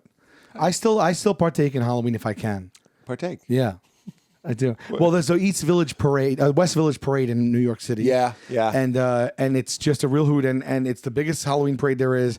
And I don't really do much Halloween else, but I started this thing. I used to bartend. Love that sentence. I don't do much Halloween else. I'm not correcting it. I'm absolutely loving it. You know what I was I don't saying. much Halloween else. Yes, right. Love that. Thank you. And I used to bartend at a neighborhood bar, and I was very big on. I loved hosting and making events. And so one year. Oh, sorry. Dom Herrera? Yes. No. Yeah. Dom Herrera is calling you. Yeah, he's a great. We're good friends. I love Dom. I'm just gonna go have dinner with him tonight. With Dom Herrera? Yeah. That's fun. Yeah. He's a sweetheart. Tell He's him I a said sweetheart. hello. Yeah. What was I saying? You were saying you worked at a bar. And so I used to do this thing where I was like, sign up sheet. Because if you go to the parade and you wait in line, you can get into it. Yeah. So sign up sheet. Wait, into the parade? Yeah, it's just wow. it's open to anyone. Oh, wow. Yeah, and it's mayhem. I This don't know if is you've me ever seen it. believing parades are like one of the hardest membranes to penetrate. They are, and that's why this one is unique in that yeah, way. yeah. Okay. And have you ever seen it? No. Oh, it's a sight to see. Because there's also I've seen it in a movie. Okay. Landline. No. Gillian Robespierre, Jenny Slate. Okay. Incredible movie. J. Duplass. They break up at that parade. Oh, really? Spoiler. Okay. This one's rife with spoilers. Okay. Yeah. Matt Rife. You didn't even tell anyone to jump ahead on that one. Look, if you're sleeping on it now, Landline you rock. were sleeping Yeah, on it yeah, I- forever. Yeah. Keep going. I would just say, this is the costume, like it's Gumby. And then I'd get 50 people and I'd take the money. I'd order 50 Gumby costumes. And then we'd take the ferry over to downtown and we'd go and we'd all go in the parade together as 50 Gumbies. I did this 10 years in a row. Every year it was different. One was the Stay Puft Marshmallow Man. One was gingerbread people, chickens, bunnies, gorillas. Every year we changed it. Oh and my the only God. the only conceit So was it's that like it had to be SantaCon, anonymous. But GumbyCon. Yeah. Yeah, no glory. No. No glory hole. No glory. No. It's funny that the glory Trust the holes, process. no one gets any glory. Yeah. It's all anonymous. Yeah. That's true. Anti-glory hole. Bringing it back. Yeah. Well, the climax is probably glorious. Yeah, Should I we call think it that's what they glorious mean. hole. Stick here for gloriousness. But you had a Gumby hole. Yeah, You were pretty 50 much. Gumbies. And it was great. And they Yeah. always it was always like no one did that. So like New York One would always like interview us, and we'd just be like Gumbies talking on. It was just a fun thing. Very fun. Yeah. Now, why did I start about this? We were talking about your being retro. Mm. And then you were encouraging me to, honestly, and I hear you, just kind of have more fun, Yeah. be sillier. Let don't Halloween give up in. on Halloween. Yeah. I'm sure we did a Keeps you Pete Holmes youthful. show monologue about let Halloween back in. Did you? I would like to be more like that version of my stand, like, because that's exactly. That's why you would have loved it. I'm not trying to force this back. Yeah, no, but please. monologue pitches would have been like, I love it. why are you resisting Halloween? I love and it. we would have done, and the whole Just the howling, just like dying. I and- love and picking just it apart. You know, just, yeah. me too, and just writing jokes about like one of the monologue that I remember the most was I've said this before, but it's like have a morning. It was just in defense of getting up before you have to leave the house. Oh, I love it. Yeah. I mean, I can see you wanting to pitch on it. Yeah. Oh, yeah. Like, why is it great Yeah. to get up and just kind of like have a little time at home before Yeah. you have to leave? I love It's minutia. You know. minutia. I love getting granular with like little exactly that. Like you can mine for this stuff anywhere. Like it's perfect. And that's the stuff I actually like. The stuff Yeah. that is just like kind of like not flippant, but like just like fluffy. fluffy. Yeah. But also, what I think we both do is we use the language and the strategy of aggression, meaning intellectual arguments, thought out volume, Yeah. passion, Yeah. intensity Apply that. on silly shit. Yes, that's and I exactly think right. that's even part of the joke. And now Sure. I'm going to get to, I think there's a good Sal Vulcano question. And forgive me for thinking that look, most of the country thinks that Staten Island is like it's a tough place. Boston is also a tough place. Yeah. I grew up in the suburbs though, but I'm just saying like, I even just being in Boston some of the time and watching how guys got their haircut and whatever. There's something I relate to you in a Boston, Staten Island kind of way. For sure. Yeah. And I also see something similar, and this is very leading, so correct me and just take it where you want. But when you see a lot of like, people taking shit kind of seriously, butting heads, fighting over honor.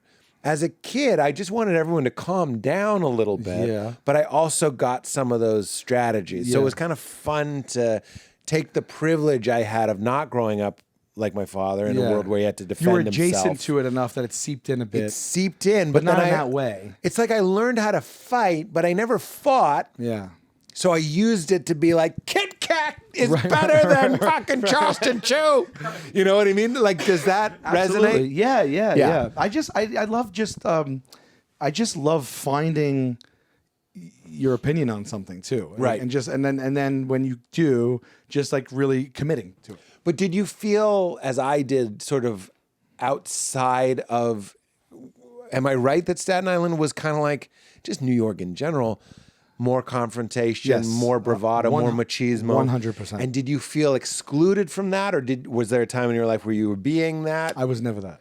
That's what I'm wondering. Yeah. I was also never that. And then you develop I mean, I had to the comedy. Yeah, I mean, I bobbed and weaved around that. You know, yeah. But I never met that. I never did that. And if I ever saw that, I would meet it with, it's not me. I didn't. But yeah, you see it, and it's just. But some people do like it. Like to your point, like you were like, I'd bob and weave around it. Yeah. When I got to New York, I'm going to put this to you. Joey Gay, very funny comic. Sure. Do you know Joey? Yeah. I asked him because he was the most New York person I know. And it was kind of like when I got to LA, I was like, what do you do if there's an earthquake? And no one knew. And finally I asked my friend who lived here, and he told me, like, go out. It was Kenya Barris. He goes, go outside. Go outside. That's what he told me. Right. And the only answer I got. Same with New York. I was like, what do you do? I kept seeing weird shit. Yeah. It wasn't everywhere, but there's so many people. Kind of in a day, you might see like a fight or something. Oh, yeah. You know what I mean? For sure. I know you do. But I'm just hoping I'm saying it right. Right. And I was like, what do you do, Joe? What do you do? And he's a very New York guy, and he goes, get involved or get out of the way. That's perfect. That's perfect. That's so funny. It's so funny. I feel like he said that to people before. It But was using the word earnest again. He wasn't trying to be funny. He was like, that's the funniest thing. Don't kind of get involved or kind of get out of the way. Make a decision. You choose. Yeah. And I used to see people do that. They're like, I'm getting involved. Yeah. Like you're just like an extra in the movie. And now you're also in the movie. That's what New York is. You're It's like thrust into it. 5,000 movies. Yes. You're like, I'm in this one now. It's everybody's in a movie there. Yes. Yeah. And you're choosing your role. And that advice did, because, you come into New York and I was a little bit naive, and I was like, raised to think if shit's going bad, you're supposed to go, do you need help? Or I'm not talking about someone would do that. in need of help. I would do that. I'm talking about with two the guys fear. fighting. Right. You're like, gentlemen, Right. please. Yes. Exactly right. That's where I was coming from. I was like, you're supposed to be like a Michael J. Fox type guy. They would be like, come on, guys, we don't need, that's what I thought you did. Yeah. Well, I would say that I probably did that a portion of the time. Sometimes. I would If hate you knew the guys, I would like to diffuse anything like that. Yeah. You knew them though. No, even if I didn't. Oh, really? Sometimes. Well, maybe take a step back, just see where it's going. If I could offer anything at all, without becoming a target. I mean, this is peppered through decades. I don't know. It's not like I was walking around, like this. But yeah, with the red jacket, exactly. Guardian Angels. Yes. But I mean, you see why there are Guardian Angels, because they're like, we're gonna get involved. Yeah. And I'm not saying I walked away from every situation, but there were a lot of times when I was being a little childish and thinking, I can help this. Yeah. You know what I mean? Yeah. And sometimes if it you was just a needed bully to, situation, probably for sure. Yeah. For sure. I'd like to think. Yeah. For sure. How did you, here's another specific Sal comment. is when I put you on, I was like, you know, I feel like you can appreciate this. I was like, I bet he's an improviser. And like, he's probably one of these guys that got famous and then he started doing stand-up. Then I put her on and I was like, this is some of the fucking greatest. I love this so much. Wow. So I want to know, help me understand, when did you get into it? Because, I mean, clearly you're very, very good at it. Thank you. I love it. Well, but not like an accent, not a whoops-a-doodle. And by the way, to check myself after I wrecked myself, there are people that get into stand-up later because they got famous, and some of them become phenomenal. So shame on me for looking down my nose. Everyone's got. I tip my cap to anyone that gets up. For real. Yeah. But then I did have a certain bar for you. I was like, I bet it'll be kind of like, sometimes I call it meet and greet comedy. Yeah, and I understand. You know what I mean? Because they just that want is to see the it. natural, from a comic especially, Yeah. or whatever. I mean, that's a natural thought. I mean, I get that, and, Yeah. and you do see people that are like, no, I'm just gonna get on stage. I'm not taking this seriously, or I'm not going to grind or whatever, but I can backdoor this and I can make some money. Yeah, and I can and do you that. can. Yeah, but Some people can. Yeah, but we're doing this for the love. I mean, like, what's the point? I need to do it. Yeah. You know what I mean? So It's how like- long have you been doing it? Stand up. So I started doing stand up a little bit out of college, just mics. Yeah. And I just didn't have the time it wasn't the right time for me. I just didn't commit to it. I know what you mean. But I did do it, and I would get up at mics and I write, and I had notebooks full, stuff. This But is me, by the way. In college, Yeah. I started doing it handful of times. Then I moved to Chicago to do improv. So that's like a couple years off, Yeah. and then proper started. right, okay. So and you've been doing it now, what, 25? Yeah, years? something like that. Yeah, Yeah. yeah. That's crazy, right? Isn't that wild? It's basically with 2000. It's like you can basically count it from there. Right. Yeah. That's so 24 years. amazing. I know. Just think about that, because even people that aren't comics, like to have a job for 24 years of the same Yeah. context is Right. like it's not that common. Yeah, like those no, are the it's people they give a not. gold watch to when they retire. You know what I mean? Like, no, how many people stay the course? Even if you just because it's naturally like I want to grow, I want to do something different. But like when you're Yeah. here, when you want to do this, there's no. I mean, well, you Right. did, you got your own show with Jesus, but this is what it is. But never stop. See, you can catch me being proud. Never stop doing stand up. Right. Like I look back on that, I'm like, It's the main thing. why? But I didn't want to stop. Yeah, I didn't want to atrophy. You put in all that effort. You're pot committed. you Oh know? yeah, you have to. So when did you get back to it? yeah, so then just very shortly after that, I started doing improv. Yeah. Where? Where? I did it. So I did it in high school, and then the guys on the show with me, we met at 13 in freshman year in high school, Right. And so we did it together there, and then we all went our separate ways during college. I took some acting classes. I was doing some stand up, and then when we got out of college, we kind of ran into each other piecemeal, and everybody was still doing improv and stuff. And so we said, why don't we get together and try to do it? And so we just for fun, really, we started. Who getting, said that? What's that? Who said maybe we should get the band back together? Yeah, well, no, we did it when we did it in high school. It was like 50 kids. It was like the female school, our Catholic boys' school, female school, and then like it was like we all sat up there and they would call us down to play games. It was like it wasn't like a troupe. It wasn't like long form or anything. I see. But then we started doing long form, and so then we just I was doing, and James was like he had gone to Georgetown and he started a troupe there that actually Birbiglia and Nick Kroll were in. Oh, swing set? It was No, like the Recess. Georgetown Players. Is it called Recess? What am I? There's a couple famous ones. One Yeah. of them is called Recess. That's not this one. The Birbiglia one is Georgetown. Okay. And like I don't know, they didn't get along back then, but like now they do. But anyway, Murray was doing it, I was doing it, and so we got together. We started doing it in Joe Gatto's mom's basement 3 nights a week. Like really, really taking it seriously, taping every rehearsal, and then when we were done with the rehearsals, we'd watch the tape, like watching football tape. We'd pause and be like, "I could have made a better choice there." Like, No why did you go there? way. Yeah, like really trying to just envelop ourselves in it. That's incredible. I mean, because I feel like that might be the most uncomfortable thing in the world to actually face. You know what I mean? Yeah, yeah. Keep going. So but it just when I'm interested in something, it's such that like I'm the person that will ask you 1 million questions in a row until you tell me to stop if I'm curious about something or like I like something. Yeah. And then we did that, and we weren't good, but then we started doing shows, and then the progression there was at around 2005 or something like that. We started filming sketch comedy and uploading it to YouTube and MySpace and stuff, and then transitioned to kind of sketch. And from there, we got a couple of gigs and we got an agent and all that other stuff. And then, we got the show and I was writing and, writing for our show. Our show is amazing if you are a joke writer because the amount of different unique situations we're in, like you'll never, it's so giving back. It's so, if you're a joke writer because you get to write a billion jokes and none of them are the same. And like, you know what I mean? And always like, and anything goes. There's no parameters to the jokes we can do. So as a writer, you love the job. But, and then, we were touring and then the show was on for about 6 months and we said to ourselves, well, we have an audience now. Why don't we start touring again as the Tenderloins, which was our troupe name. And we put together a show that would resonate with the people that watched Jokers. It wasn't like stand up, but we went back on the road and we're liking it and found success with it. And I was like, I only ever wanted to be a stand up comedian since I'm a little kid. That's what I wanted to be. I can't even tell you from as far back as I can remember. Like I always wanted to be a gangster. It was almost like the Goodfellas thing.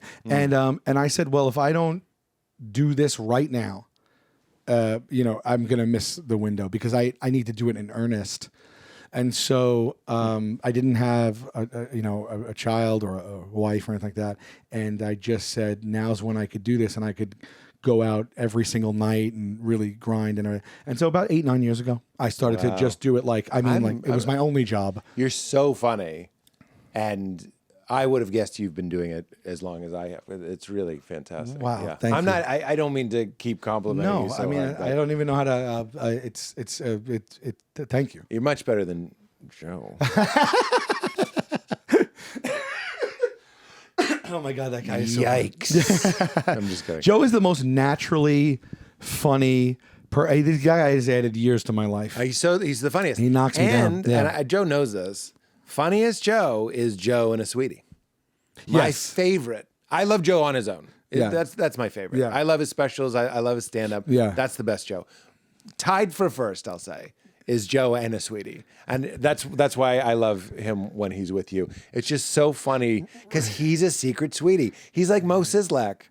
I don't know Moses. Oh, Moe's. I never did The Simpsons. Never did The I did it like Simpsons. the first year when it was about Bart or two, like Fox, but then I didn't follow You were there through. for the bar years. Yeah, I didn't follow through. I think it's a mistake on my part. And You have to say that. And that is something you have to have a press conference. I apologize. I'm putting to this Homer. out there, please, but hopefully it gets picked up. Can I tell you, not to just ADHD this even more? Give it. But the final episode of Conan led with a cold open of Homer. And in that cold open of his final episode, he name checks Impractical Jokers and me. No. Yeah, I mean, not for any reason. Like, I'm just, they just. What do you mean? What does he say? Because Conan had like a running gag because we're in the same family of network. Every once in a while, he'd be like, "Those impractical." Like he would be like, there's, like whether it was always like, talking like, taking a the piss competition or something. Yeah. I'll get you Impractical Jokers kind of thing. Yeah, and he's welcomed us on the show a few times. But anyway, he was like, so Homer walks up to an animated Conan, and I think Conan says something like, I don't know what the setup was, but he goes, "Oh my God, are you one of the Impractical Jokers?" And he's like, "No." And he's like, "Oh my God, I love that show. There's that one time when Sal played blew up the orphanage or whatever it was, But he said my name, not even Impractical Jokers. He said they just chose me out of the four, and I was like, "Oh my God, like this is this is the last episode of Conan." You know what I mean? It's like the TV museum. What's the word I'm looking for? It's cemented in. It's like a nostalgia. Yeah, no, there's a word. Memorabilia. No, not calamity. Not like iconic. It's like Halloween. canon. Canonized. Yeah. You've been cummed canon. Yeah, at least to me, like I was like, wow. I'm so sorry. Could you turn that up? Yeah, I will turn. I'm just kidding. I was watching Nirvana, the band, the show. I've already seen it, but my wife hasn't seen it. And they shoot a lot on the street. And Jay, it's Matt and Jay. You don't need to know anything. It's a man, but you can tell they're shooting on the street, and this hot rod goes by, the loudest and it's ruining the shot. And Jay goes, "Whoa, That was so cool. Like, but he says it like he really meant it. Right, and I'm right. like, that's the funniest choice. That's right. Yeah, yeah. I don't know why that made me think of that. Let me tell you what we're going to do now. We're going to fight just kidding, to the death. I feel like I cut you off, or there was something that I left hanging. I don't think you did. Apologies if that's the case. Right in. Sal Vulcano, care of You Made It Weird. Mm-hmm. Just write Los Angeles. It'll get here. Okay. To the people that are mad. Well, we're close to time, and we usually talk about the meaning of life. Yeah. There's a reference to growing up Catholic in your special, where you make a joke about God not being real, and then you go, not to ruin it, but you go, I'm actually religious. I want to find where the pagans are. Yeah. Very funny. I didn't see that coming, and I loved it.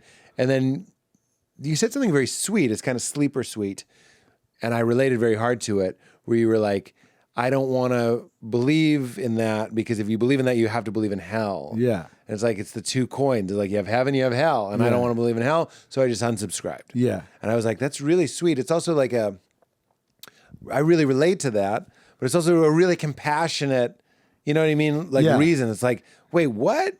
Yeah, not shitting on it. You're not even shitting on it, but you're also just going like, I love people.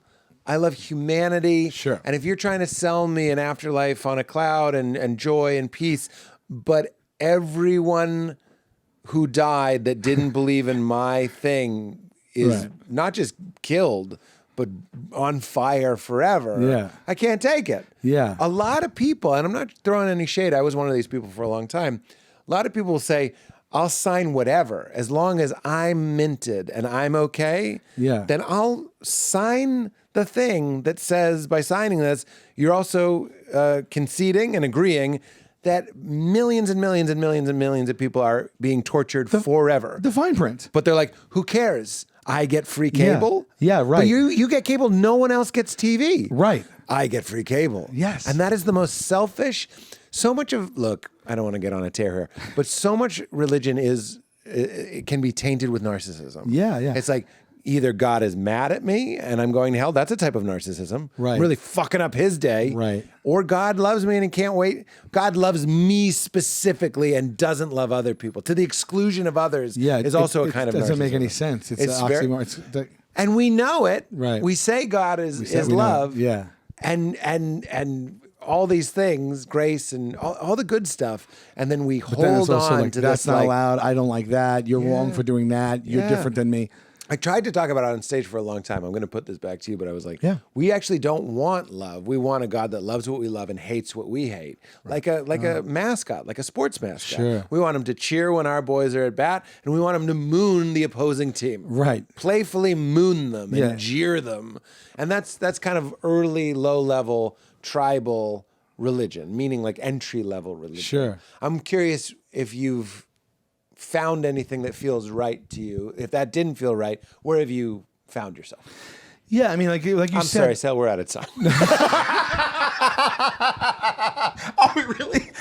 No! Funny though. No! Oh my goodness. We gotta go after I talk for 12 minutes. Tell me everything. No, you're right. People contextualize religion to suit their needs, you know. Of course. And it's always like, a lot of times it's like, well, I'm religious and I'm going to heaven. Like it's almost like hell is discounted in a way. Yeah, You know, don't like, look at it. If you're don't not a talk about horrible person and you didn't murder someone, like it's like, oh, this is like, but like that's not what it says. Like, you know, like so it's like it's both. So it's like, all right, well, like it's a wash for me. It's a wash. You know, like I'll be a good person. You know, and then it's all, and then if you want to get into the like literal thing, it's like, you know, if you just there's too much. There's too many things that like you said that like just go against. It's inherently paradoxical. Like it's just like, you know what I mean? Contradicts itself. Yeah. And so you'd start to peel that onion, and you know you could just keep going, and it's just like, all right, you know, my parents are very religious. You know, like they go to, you know, my dad like says like they're religious. Yeah. And I take nothing away from that. You know, like whatever is good for you. Yeah. But it's when people that are religious that like they don't say, okay, this is me, and then whatever's good for you. Yeah. If you're religious and you're like, I'm open, this is what's for me, whatever's good for you. Is that how your folks are? Yeah, I would say that. I would say so. Did they want your baby to be baptized? Personal question alert. They did. Yeah. They did, and my wife's parents probably did. My parents are more like. And you did?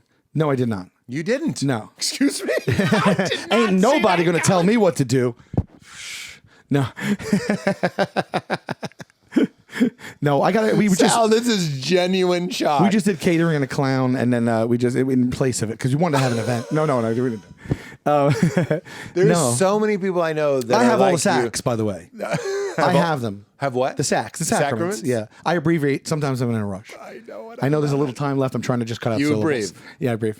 You're going to have so much more life than the most. I love it every time It you adds do it up. in your special. I love it. It adds up, baby. I'm shocked that you didn't. So many people I know are like, we're not religious. We don't believe that. That's not for us. That's not for our family. Of course we did it for the parents. and you know, I didn't. That could have been the way it went. Yeah. I didn't want to do it for anyone else. Yeah. I spoke to my wife, and we both felt the same way. And we feel strongly about like being compassionate, loving, empathetic, good people. So like that's enough for us. My family, my parents, they're a little bit probably more prone to be like.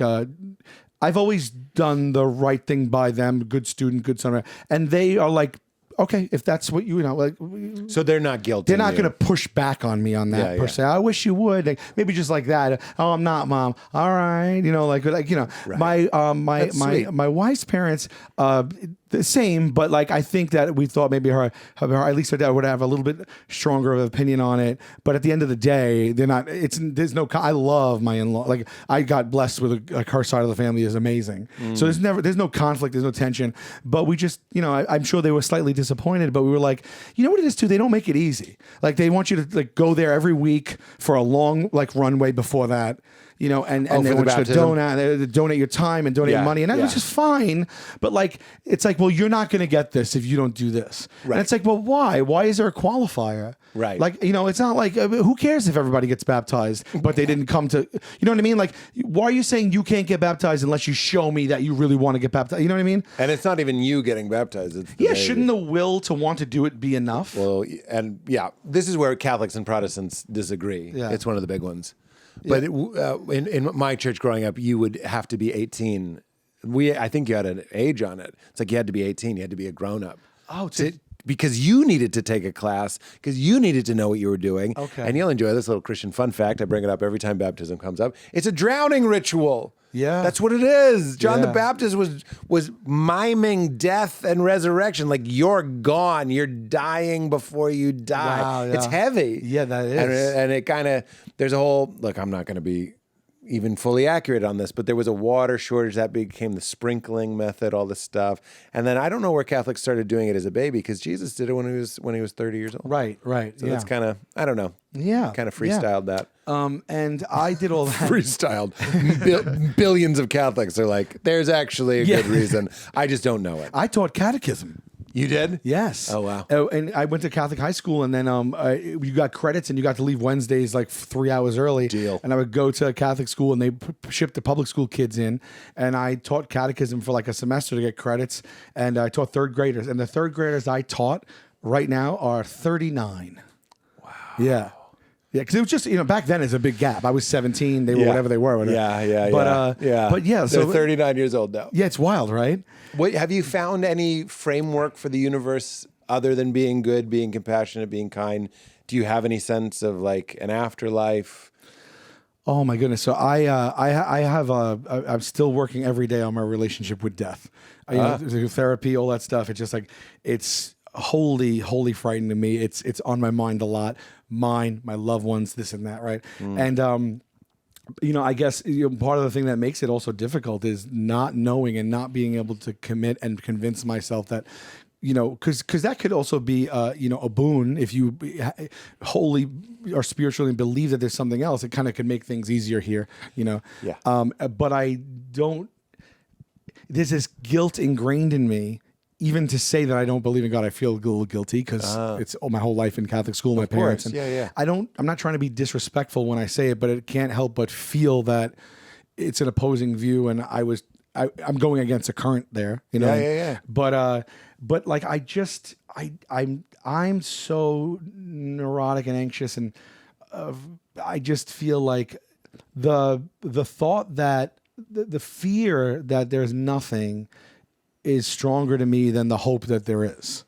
Does that make any sense? Yes, of course. And I wish it wasn't that. And I'm trying, religion or not, every way I can to cope with the thought of death and all that stuff. So it's not like I'm not searching, whatever. And look, I'm not even going to be the guy that's like, come on, it's a big bang and there's no higher power. Like, we don't know anything. No one knows anything. But at least the way it's presented, you got to read it and be like, well, we even know this is a book that was written and rewritten and passed down. It's lessons. Fables. That's Fables. from your act. Yeah. You're giving me fables? You give me fables. Yeah, James God Bowling. Yeah. I got it. Yeah. Yeah. And so it's like, all right, I'll take what I need from it, but I can't make myself believe something that I don't, even if I'm just like not sure. That's still not believing. Yeah. You know what I mean? You can't be wholly faithful and not sure. Yeah. You got to commit to the idea. Right. And I don't know how many people that say they're faithful and are not sure still yet. Well, it's interesting. Richard Roy, a Franciscan that I love, he says it's funny. The original meaning of faith was comfort in the not knowing, in the uncertainty. Sure. And we've turned it into the opposite, which Oh, is wow, like that's- absolute certainty. Yeah. And certainty worship and going to religion for certainty isn't what I'm about. It's more of an experiential. It's an exploration of your nature. If I could steer you in any direction, the question of life is who am I or what am I? Right. So when I just said this to Howie Mandel, it didn't really work. Work meaning we didn't really connect over it. But I was like, yes, the bad news is Sal is fucked. You're gonna die. You're on a timeline and you're gonna die. Right. But the good news is you're not Sal Vulcano. You're not. You're like, who are you? Don't you see that every religious tradition says, who are you? Yeah. That's the big question. Right. And it's not, well, I'm from Staten Island. I'm a comedian. Sure. I'm a laugher. Sure. I like going tobogganing on pizza. It's like, who or what? If I gave you one thing, I would just say, ask yourself in a private moment, who or what is aware of my experience? Like, what mechanism by which do you know your experience? Like, you're hearing my voice and you know it. Right. Like, what is that? And I'm really summarizing spirituality in 30 seconds. No, but that is what you are. Right. And when you explore the qualities of that knowing or that being, you see that it's limitless, it's bound. It wasn't born. You can't find a boundary in even just like closing your eyes and going like, okay, this is me. It's sort of like, I'm sort of like space, like into me, sounds and feelings and thoughts appear in me and are made out of me, all of this space. And you can't find a boundary. There's no part there. You don't hit a wall and you go, and I'm over, and then Pete begins. Right. It's all kind of like rooms, and we're all rooms, and we're all actually the space in the room. But we get confused and we start thinking, understandably, no, I think I'm in this body, right, and I think I share the fate of this body. And a lot of the anxiety comes from that. Absolutely. So my interest in spirituality, and I can't explain it in 30 seconds, is to alleviate. Can you explain it in 20? But really, all I love want to this. say I'm is truly who like or what is you have aware. put my mind on that. What you're saying makes sense. 20. You did the big eyes. No, that's wonderful to think about, and I That's the only one you need. yeah. Who or what is aware of my experience? Yeah, Because it'll bring you into the experience of something other than Absolutely. Sal. Yeah, absolutely. Because Yeah. Sal, we can't. Jesus says, "Don't put your treasure where moth and dust can corrupt." It's like, I think he says rust and moth. Moth. I thought you were saying that. You're big. I thought you were goofing. No, he says that. Oh wow. Where I think he says moth and dust, Yeah. or rust can corrupt. So like he's saying, this is all running water. This is all like frames on a train. It's all going by. So why would you? I am the glory hole. Would you say? We are I am the. I'm not on either side of it. We should have that merch? awards for the best spiritual section callback. That's a 2-hour callback. Love to see it. It took my breath away. Yeah. I mean, something otherworldly came to me there. So like, there must be something because that was even I could say that. I think that was That a was sharp a one. gift. That was a sharp one. I'm not. You know That what? You was know what? sharp. Actually, Magic Mind. There you Magicmind.com/weird. go. You take that. You'll realize eventually you are the glory hole too. Enlightenment in a bottle? Is that too much of a promise? That's good. People get paid big money for that, and here you are just throwing bon mots out like it's nobody's, like it's free. Because it is free. I'm dead. This podcast just ate itself, and I'll never forget it. I feel like could we also just talk on the phone like this or something? Yeah. You know, I don't know. Don't I'm probably not talk going to a see guy you with for a commute. Don't talk to a guy with a commute. I'll call you. I feel like, oh, it's what a bummer. I'm not going to see, like, we're on different coasts. Like, maybe next time I see you, who knows how long, but whoa, I enjoyed this experience. I have too, very much. Well, when you're here and when I'm there. Yeah. You're in New York? Yes. Yeah. It's happening. Yeah. It's the best. Here's the last question, and I feel like it's going to be a fun one for you. Okay. Can you think of a time you laughed really, really, really, really, really, really, really hard? Yeah. And what happened and why? Oh my goodness. You Sure. don't have to make me laugh, by the way. It's just the story of when you laugh. I got you. Because I have those on tap, you know, because Yeah, you I do. laugh, you know. Yeah. So my wife and I were in Mexico, not even that long ago, probably a year ago, whatever.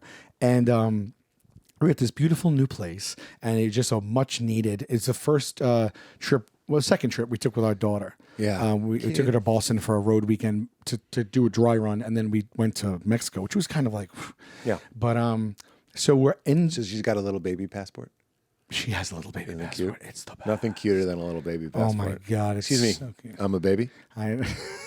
Excuse me. I'm a baby. Yeah. And we trained her to say that. Yeah, that's we gotta say it. For the bit. Yeah, Do it for the bit. Yeah. Oh my God, my daughter commits to bits. I'm Oh a my baby? God. Yeah. Tapping on the glass. I'm a baby. Take my hat off. Whenever you take your hat off, it's like, Yeah. really? But also you kind of like And it. the purpose of your visit, she's like, not for work, obviously. Work. Let's go here, guys. There's a line. I'm here to work. Working papers come in 14 years. So we're there and we're laying in bed, and my wife is terrified of bugs, specifically like because we're in New York subways. There's like roaches and water bugs, and genuinely. Her body will shut down, like a phobia. Like she gets heightened and tears and gets it's pretty. It's not.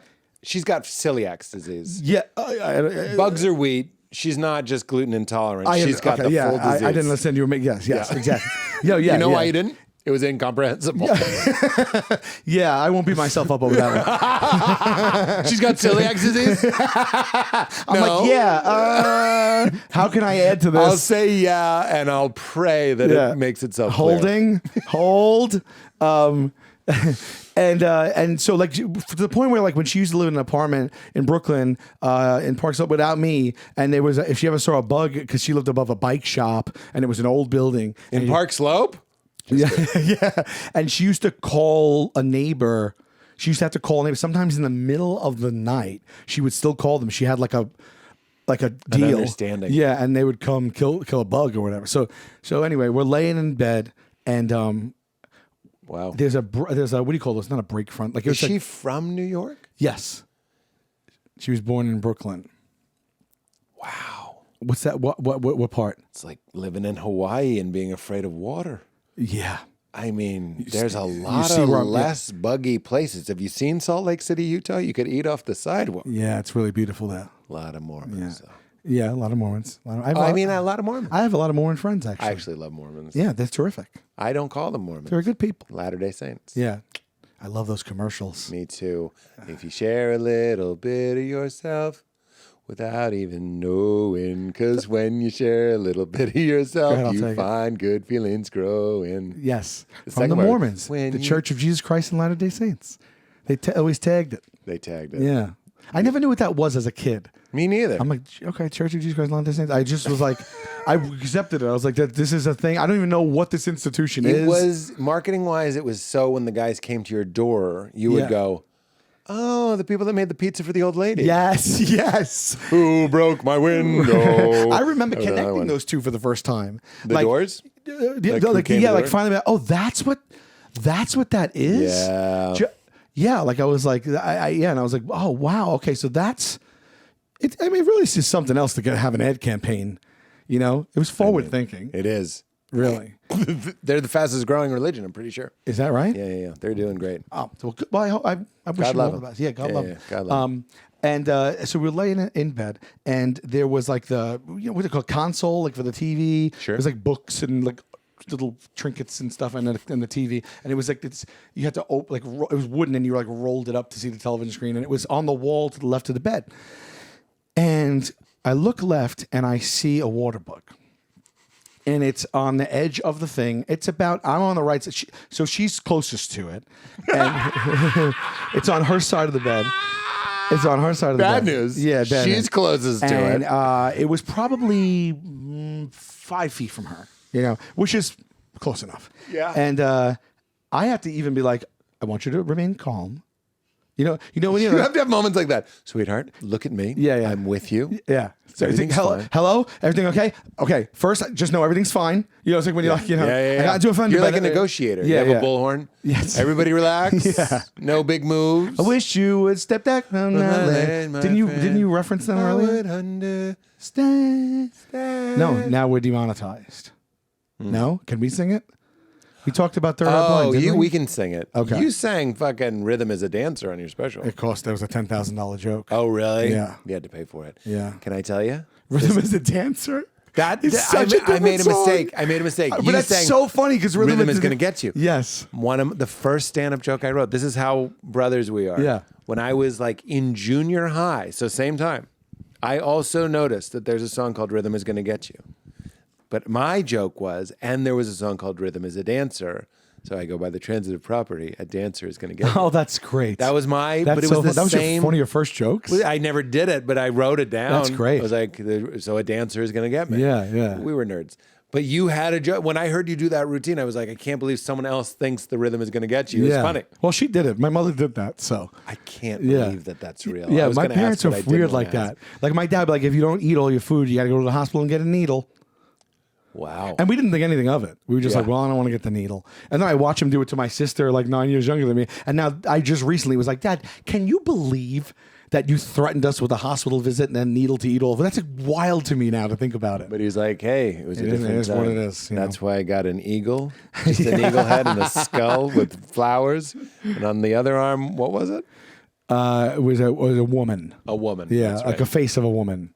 Not his With wife. like abstract ribbon. No, it was it was like off, art. It was off the page. Yeah, Off the page. Yeah, Respect. yeah. All right. So there's a water bug 5 feet from your wife. and I say, okay, hon. I was like, I said, to your left there on the edge of the thing, there's a water bug. And she goes, oh my God, she's in bed. She's like tight. So she goes, oh my God, get up right now, get up. I said, all right, because the baby was sleeping. So I had to get up, and she was just off to the, we have this tent that blacks out everything. Oh. So, so she can sleep, like in the daytime, we can still put her down. Like she doesn't need to be in a closed room with Yeah, blackout yeah. shades. Yeah. Like you put a tent over the crib. yeah. It packs up. Rosemary's Baby. Yes. Yeah. Yeah. And so she's in that. So she's just off to so we can't make noise. But I got to kill this bug. So I get up and I go around the bed to go there. And I don't like them either. Yeah. It's not like I like them. Water I bugs are don't- the ones with a million legs, right? No, that's like a silverfish or Oh, a million yeah. legger or whatever they call it. Yeah. This is like a water bug is like a palmetto, but like a cockroach on like a big cockroach. Like, Yeah. Yeah. They live off of water. And if they don't have it, quite frankly, quickly, they die. Oh. Yeah, like I think within like a day, if they don't get like they need to stay hydrated, these fellas. And anyway, That's so why they call me an affirmation bug. I want to make these jokes with you all day. Nobody makes nobody makes these jokes or appreciates them. That's right. Yeah. So long story short, I get my flip flop tongs, not slides. I just figure I'd color it more, and I go around the bed and I'm holding the Tongs. is it tongs? Yeah, tongs. It is tongs. It's the same thing as we saying we pick up with a salad. Thongs. Oh, it's thongs. See, I was taken aback by this. this is taking up. That's a 2-hour Got me. callback. You got me. Were you going to do it? I was. It was on the tip. It was on the tip. processing. It was on the tip. Yeah, I was buffering. Just the tip. Yeah, that was so good. That was so good. We did it, but we both thought it. I know. Well, you got it. You got it. It's first to market is what it is. Okay. You know, Shark Xerox, Tank? Kleenex. You watch Shark this and Tank? that. Oh, I watch it all the time. So first to market? Yeah, first. Oh, it's a better mousetrap? Yeah, I mean, what's proprietary about this? And am I going to take a licensing deal? No, because the company is still in its nascent stages, and I can't siphon off money like that. Wow. Yeah. Can I put this to you? Yeah. If it's a hot woman pitching a fattening treat, the sharks fucking love it. They feast. It's like blood in the water. Cookie dough company, beautiful young girl. I started a cookie dough company. They're eating it. Oh my God, I'll give you $1 billion. Yeah. God help you if you're average looking, because Mark Cuban is going to shame you. Oh, I got to watch with this eye now. Diabetes, obesity, heart disease. How could you bring this to us? Yeah. You fucking... I can't take you seriously. Yeah. Yeah. Wow. And Mark Cuban, God help you if you say you can help anything physical. Yeah. with your Oh, body. don't you doesn't- make claims. Don't start make a making, claim. Don't make errant claim. Don't make an errant If it's claim. not backed by some type of association, don't bring it to the tank. That's right. Just keep it out of the tank. Yeah, keep it out. Can I one more Shark Tank observation? I wish we could say all I that. wish we could do a Shark Tank podcast. At the beginning, there's the warning that says, this is a paraphrase, but these are businessmen making bids to invest in companies.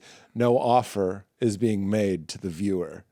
Yeah. It says that every episode. Yeah. This was a problem, or they were afraid that people were going to be like, "Am I going to be a millionaire?" Oh, wow. We got in early. It's so ridiculous that They had had to put to that. say. Yeah. I'm sure it wasn't a problem. It was just lawyers getting ahead of it. Yeah, but a bit of idiocracy there, probably. Last Shark Tank ob. Then we're getting back to this water bug. What world are we living in that we're like, I'm here to sell you this watch, and they just say, how much does it cost to make? And they go, $3. How much do you sell it for? $49.95. And we're so detached from like value or being swindled. We're so commercial, so capitalized that I'm on my phone ordering one. No part of me is going, well, that's unfair. Right. You're just going $49.95. They're just made up. Yeah, Made up, and yeah. everyone's going, that sounds like a good made up price. Yeah. We could do and that. we just accept it. Yeah. Fully and wholly accept it. Because somebody was like, well, $59.95 is too much. $49, $39, $39. It's so funny because when you watch that show, you're watching it in the context of them. And so you actually go, like, if they're like, You're thinking more them. you're like, oh, that's a good margin. Than you. You almost attach yourself to the fact that the capitalism That's of it. the genius of it. Yeah. And then you buy it. Yeah. And you're not them. Yeah, it's like It's like porn. Yeah, it's like look over here. Like it's like, oh, this is a positive. What a good margin. Whoa, that's good. That's a great That's good deal. for them. Yeah, yeah. A Sponge Daddy, that's a 3,000% margin. Yeah. Wow. But you're the idiot that just paid $19.95 for a circle sponge Yeah. with 2 holes in And it. you kind of like are like happy about it. That's the Like craziest you're like, part. oh, so, if you have something and someone comes out, you're like, it was seen on Shark Tank. Yeah. This was seen on Shark Tank. Yeah. Like Even if they don't get a I'm deal, part of it. the rest Yeah. of your life, you get to be Yes. like, I was on that show. And I have multiple times looked up products and purchased them off of Shark Me Tank. too. Things Of that course. just intrigue it's me. It's an infomercial. Yeah. It is. Yeah. It's absolutely, when they come out, they have them stand and stare at each other for 60 seconds, I think. The first shot they get. There's no in silence, like to You come out and you hit your mark. Everyone looks at their mark. Yeah. You enjoy Everyone, that. yeah. Everyone looks at their mark. And then they stand there. They tell you to stand for 60 seconds and just look at each shark. So they have picking off plenty of reactions. footage Yeah. of you guys staring down each other. Yeah, so you need to cut that. that That funny? makes total sense from a production standpoint. Yeah. How do you know? How do I know that? Yeah. Just something in you the biz. gleaned? Or like is it firsthand knowledge? or glean something? it? Did you glean it? Yeah. Gleaning the cube? He gleaming. Christian Slater. My first girlfriend said to me in all seriousness, I expect you to be okay with it if I ever run into Christian Slater and I end up making out with him. Wow, just a make out? We were young, so I don't want to think. I don't think it was like. Full? Yeah, I don't think it was that. It was my like hookup. Yeah. Yeah. Birbiglia, again, has a great detail. A great joke. The punchline is details. He's like, if my wife hooked up with Tom Cruise, she'd come home, I'd be like, details. I love that it's one. A great joke. I love the All joke. right, so yeah. there's a water bug. Yeah, and so I'm going up to it, and the lights are dim. Yeah. Because we were laying down, and I have the thing, and I'm going. Now here's the thing. So it's on like an edge of the thing, and it's like, if you miss, if you shoot for the You king, best be hitting. Yeah, you best be hitting because, well, you know this. If that thing scurries away, now it's in the room, and nothing will happen after that until that thing is found. Oh, no, because it's on tilt. The bug is on tilt. You know it's there, and Yeah. you're vulnerable. Like no, that, and I mean that from even me. There was a time when I saw 1,000 legs, whatever that thing in my apartment. yeah. I used to live in a little studio basement apartment. I saw one like that big. I went for, and those things are fast, 1,000,000 legs. Yeah, and you know what I mean. And they're 1,000,000 times faster than things with 2 legs, or maybe 500,000. But I missed it, and it was already 2 a.m. And my apartment was the size of this plus a kitchen and a bathroom, but it's the size of this. And I used to sleep on a couch, and I missed it, and it ran, and I was tired, like bone, like I was so exhausted, and I knew. I said, well, I have to find this now, and you don't know if it's going under the molding into the walls, and this is going to be a futile experience. I will find it. And I moved every piece of furniture I had into the middle of the room like I was going to paint the place. And I sat and I waited about 90 minutes, and I had a vacuum, and it reared itself again, and I got it, and I got it with the vacuum. I waited 90 minutes at like 2 a.m. for this thing because I wouldn't be able to fall asleep. If it was an ant, ladybug, something with a little bit of PR or whatever, but those things are in the top 3 bugs of like skin crawling. Can I say? Yeah. What fucking Don Draper, Sterling Cooper Draper Price agency got their hands on ladybug? I mean, it's over. It's unreal. Does any bug have better publicity than the ladybug? None. No. Butterfly. That's Agree. Harlan Williams is like, there's no difference between a moth and a butterfly. They're beautiful, but moths have bad PR. That's great. Because he's like, That's some exactly moths right. are really beautiful. Yeah. But a ladybug, it's a circle. We like that. It has circles on it. So we like that. Little cute little 2 Polka eyes. dots. They kind of look like a killer whale. Yeah. We like that. Yeah. It's to the point where people, they don't just not kill them. No. They save them. It's bad luck. So if you see a ladybug, it's like, not like, don't step on that. It's like, okay, I now have to, hold on. I'm going to pick this up with a magazine. Yep. I'm going to go outside. I'm going to throw it in the woods because I of have to course. save this thing. Yeah. And then they called it the ladybug. Yeah. This is the most brilliant PR. It's not just a woman. Yeah. That shit's a lady. It's a lady. Stand up for the lady. Yeah. Who's that lady? Show some respect to the lady, not in front of the lady. Ladybug? If you really think about it, if they didn't have that spin and you saw that would resonate with me as something poisonous. When you see a snake, but it has like a red dot, like like the diamond head. The more accoutrement. Yeah. That shit's up to no good. Yeah, you don't He's know. trying to get you to let him in. Also, That's what I like about Million Legs. He's like, I'm freaky, I'm fucked up. this you is don't who I want am. me. Take it or leave it. Yeah. And then if you didn't know that the ladybug flew, and that's still like a jump scare, and then it flies, and we're like, oh, And it flies kind of like a Star Wars ship. There's something kind of like helicopter or like one of those jets that kind of absolutely can like fly. a TIE fighter. Like There's a TIE fighter. flutters. Yeah, there's a flutter. Yeah. And TIE fighter. Yeah, I don't care for it. Keep going. Okay. Yeah. You better hit it. Yes, I will. So but also the ladybug is something that if it crawled on me, I wouldn't be creeped out. But I don't know if there's another bug. I really don't know if there's another bug. Bee. Oh my God! I save bees from the pool all the time and I get them on. Do you really? On my hand, my daughter. I know. loves I it. know they're very, very important, but You'll kill a bee. I will kill a bee. I will. I almost feel guilty saying it, but it's like it's. No bees, no these. Picture of I'll tell every you when produce. I'll kill a bee. At an outdoor meal. Are you sure it's not a yellow jacket? Oh, it's probably a yellow jacket. Not a bumblebee. No, bumblebee. They if don't- they're wearing the furry coat, leave it The alone. furry coat. Now, is that good PR, or can they maim me as well? They can all fuck you up pretty good. Oh, so a big bumblebee, I don't see them often, and just their sheer You ever see size the big black is ones? terrifying. Yeah, they're It terrifying. looks like a drone. Yeah, but I don't feel like they hound you as much as the yellow jacket. No, yellow jackets are the. Pretty sure yellow jackets don't. I thought a pollinate. yellow jacket and a wasp are two different things. I did. Yeah. This is like our eggs dairy. I love this. So because then I don't have to feel guilty then anymore, smashing them. Smashing a yellow jacket. They can pollinate, but it's not their main concern. Yeah, they don't. That's why they're even bitches in that way. It's not their main concern. You know, flies pollinate certain flowers, and they smell like shit. They're not on our side. Bees are on our side. Fly, the regurgitation and the eating. It's I just, can't. oh God. I know. And just so like, They're literally doing this. yeah, like and they vomit. villains. They eat Yeah. shit and they vomit it and they eat it back and they do that on your skin. Yeah. And on your food. A lot of times a fly hits a plate, people go like that, and then it's like the fly wasn't even there. Yeah, That no, fly yeah. touches down. Yeah. I'm at least cutting that portion of the burger out or whatever it is. You know, like I'm not gonna eat that. Shoes off in the house. I can't. We're having a mind meld because I just was like, oh, this is like my shoes off in the house bit, where I'm actually like, keep them on. No. You know why? Give up is why. No. Eat that burger is why. Oh no, but not in the house. I know. The 'Cause fun of that it. goes everywhere, right? Because then when you walk with your socks in the house, I and then you agree. walk into the bedroom, and sometimes you might get in bed with socks. Now you have, Yeah, you're coming out of LAX, you take a piss. Yeah. Currency, cocaine, and shit on your currency.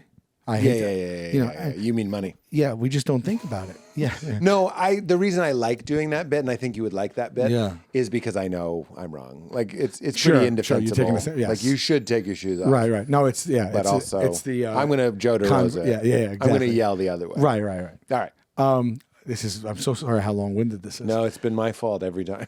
No, really. Favorite Ninja Turtle. I I'm just kidding. You want to do it? 1, 2, 3. Raphael. Yeah, I was going to say Raphael. Yeah. Yeah. Because we're old men now. Yeah, I mean, you know what it is? The Donatello, the long, what is it called? Yeah, the bow. The bow. When you played the video game, it just took a little too long for him to was slow. strike. Yeah. But he had that reach. Oh, but who's the blue? It's Leo. Leo, and he has Katanas. katana blades. Pretty good. If I'm playing the game, the video game, Yeah. it's hard to beat Leo. Yeah, I think 'Cause he's- katana. Yeah. He's the most average. He has Yeah. everything. A little speed, little reach. Yeah, all that yeah, stuff. Mikey's just because you want to be funny. Yeah, you know what it was? I owned one Ninja Turtle action figure, and it was Raphael. Yeah, to size. But he's our guy. 'Cause Yeah, he's Joe DeRosa. yeah. He's curmudgeon, is he? Yeah, he's the curmudgeon. He's the one that's cranky. Yeah. Yeah. I'd like to think I'm Mikey, but I flatter myself saying I'm Donnie, and I strive to be Leo, but I worry I'm Raph. This is like Friends when they're like, it is so funny to apply yourself to that. Do you still like the very first version? I don't because I watch it with my daughter and it's not very good. Okay. It's very it's a little Catskills. Like the jokes are very Yeah. like, talk about an arrowhead. Yeah, oh, And you're like, absolutely, yeah. What is this? Yeah. But I that's not to say I don't like it, but the 2012 version with Seth Green is really good. And this is a live action? No, it's a cartoon. Okay, It's okay. it's very dark. It's really Really? weird. Yeah. I'll give it a whirl. When you have a daughter? Yes. Well, if she's rock and roll like mine, she'll love the Ninja Turtles. Okay. And it's dark later, Okay. around 4. I'll make her watch that. Yeah, make her watch it. All right, so you wind up to hit the bug. So I go around, and what my point is that it's not flush. It's not like on the wall where I'm just going flush. Yeah. It's like on the Yeah, edge, yeah. and like right behind that is like is a shelf, and it could just run into a crack, whatever. So There's got to be a military term for this. yeah, You know what I mean? Yeah, It's compromised. encroachment. Very good. That was me encroaching. I don't know. Water bugging people is actually illegal Oh now. wow, water bugging people. We both found a That's pun. fun. So I go, and she's right there, and it's tense. And I raise the thing.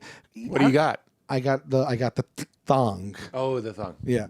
That thong. And I lift, and I don't even want like my motion to. So I like slowly lift it, very dramatic, and I swung. I forgot about she's sleeping as well. Oh. To be fair, she was in the bathroom. The baby? Yeah, because it was big enough to put her tent in there, and so we needed some separation. But anyway, I swung with all my might. Something came over me, and I neglected the baby, and I just said, I'm getting this thing. Yeah. Picture as hard as you could swing a thong. Like everything, there's no letting back. As hard as you could swing it. To the point where when it hit the wood, it sounded like a fucking bomb went off. It just was so loud. And I swung it, and I thought direct contact. And once I might follow through, I looked, and it was still there, and it didn't move.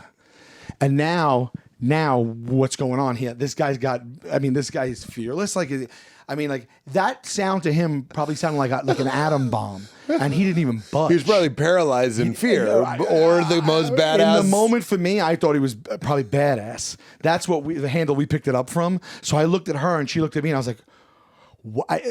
He wasn't even moving, so I took a moment to be like, "What the fuck?" I was like, "What do I do?" I should get it again, get it again. I'm like, "How did he not move?" And she goes, "Just get it." And I took my hand and I swung at the same. I used the same force again, and I just nailed it again, and it didn't move. You missed and it didn't move. I again. guess that maybe I didn't hit it flush or whatever. And then I was like freaking out, and I was like, "It's definitely gonna run." Like I thought it was like coming to a head. And I look a little closer, and it is the lightning cable, the end of a lightning cable cord from the iPhone.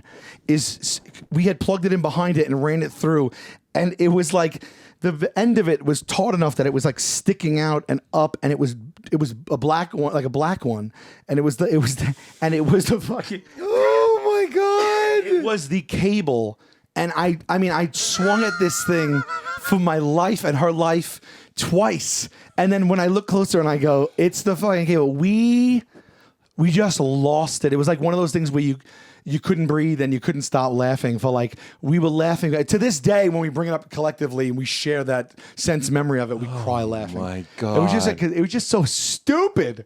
It was so stupid. I hear two grown adults that are like, this is a whole thing. This is serious. And you didn't get it after the first whack. And I still didn't. I still thought, and that was so funny about it. We just thought it was like the meanest water bug on the block. You know what I mean? Yeah. Nah. You know, I'm not gonna be phased. Like, where is this going? If he's not gonna run at all, where is it going? You know what I mean? And it was the goddamn cord. Oh, and I felt so foolish because she was really scared. I was defending her honor. I was really in the moment. It's just so funny to find out it was the cord after how hard I swung. Twice. With all my might. It's like when those people do put the baby punching wake bag. up? She didn't wake up. No, we did have a white noise machine going on in there. That's probably what saved us. Otherwise, it probably would have been a terrible night.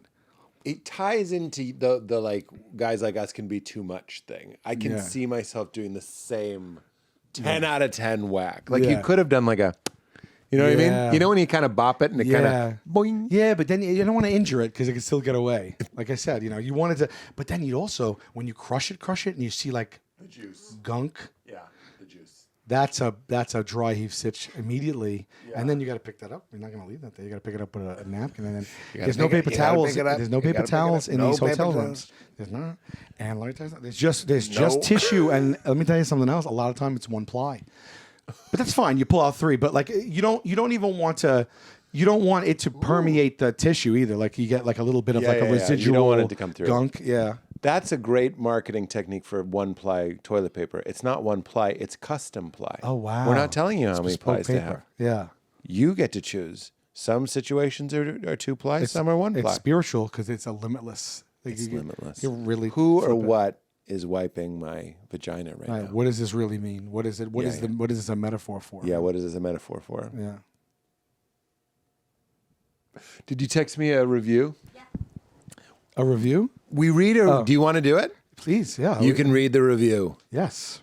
Would you please? We're trying to get more people to rate and review the show. We've been out for 11 years. That's amazing. So we've been like 700 episodes deep, but we're trying to grow. Yeah. We've never really done that. So it means a lot if you guys would take a moment, if you like the show, one, review it and leave a nice comment, but also share it.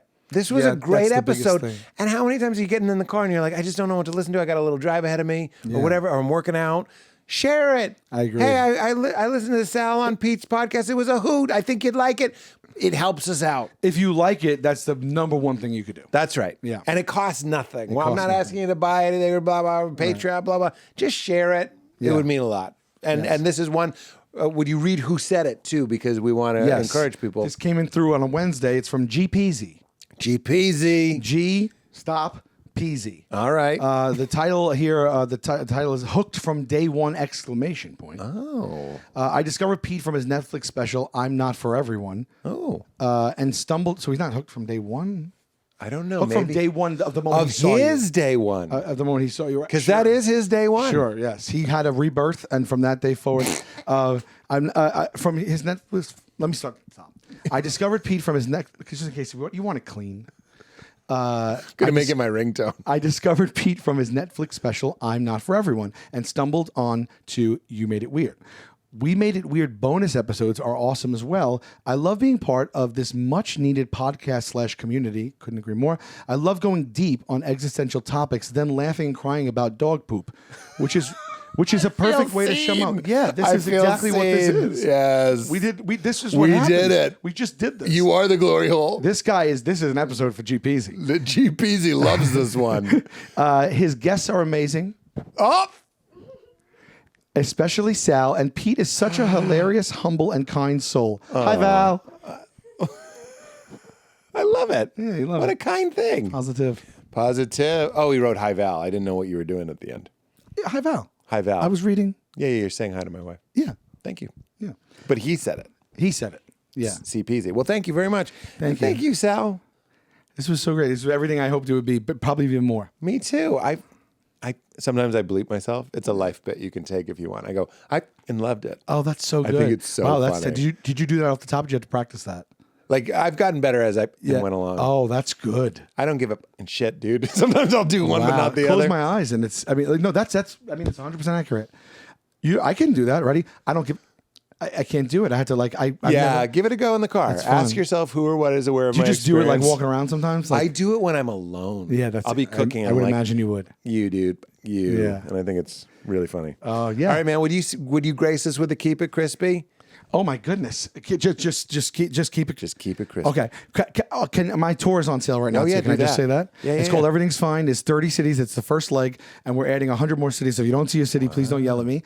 And it's on sale right now. It's the Everything's Fine tour. It's salvulcanocomedy.com, and it's 100% new material. So if you see me in the past or you saw the special, this is different. That's all. That's incredible. We'll plug it up top too. Okay, awesome. Because like 60% are going to make it to this point. Yeah. Oh, I'm yeah. just kidding. Oh, this was a I think dances. people This are was gonna a dances with wolves. If I'm being honest, keep it crispy.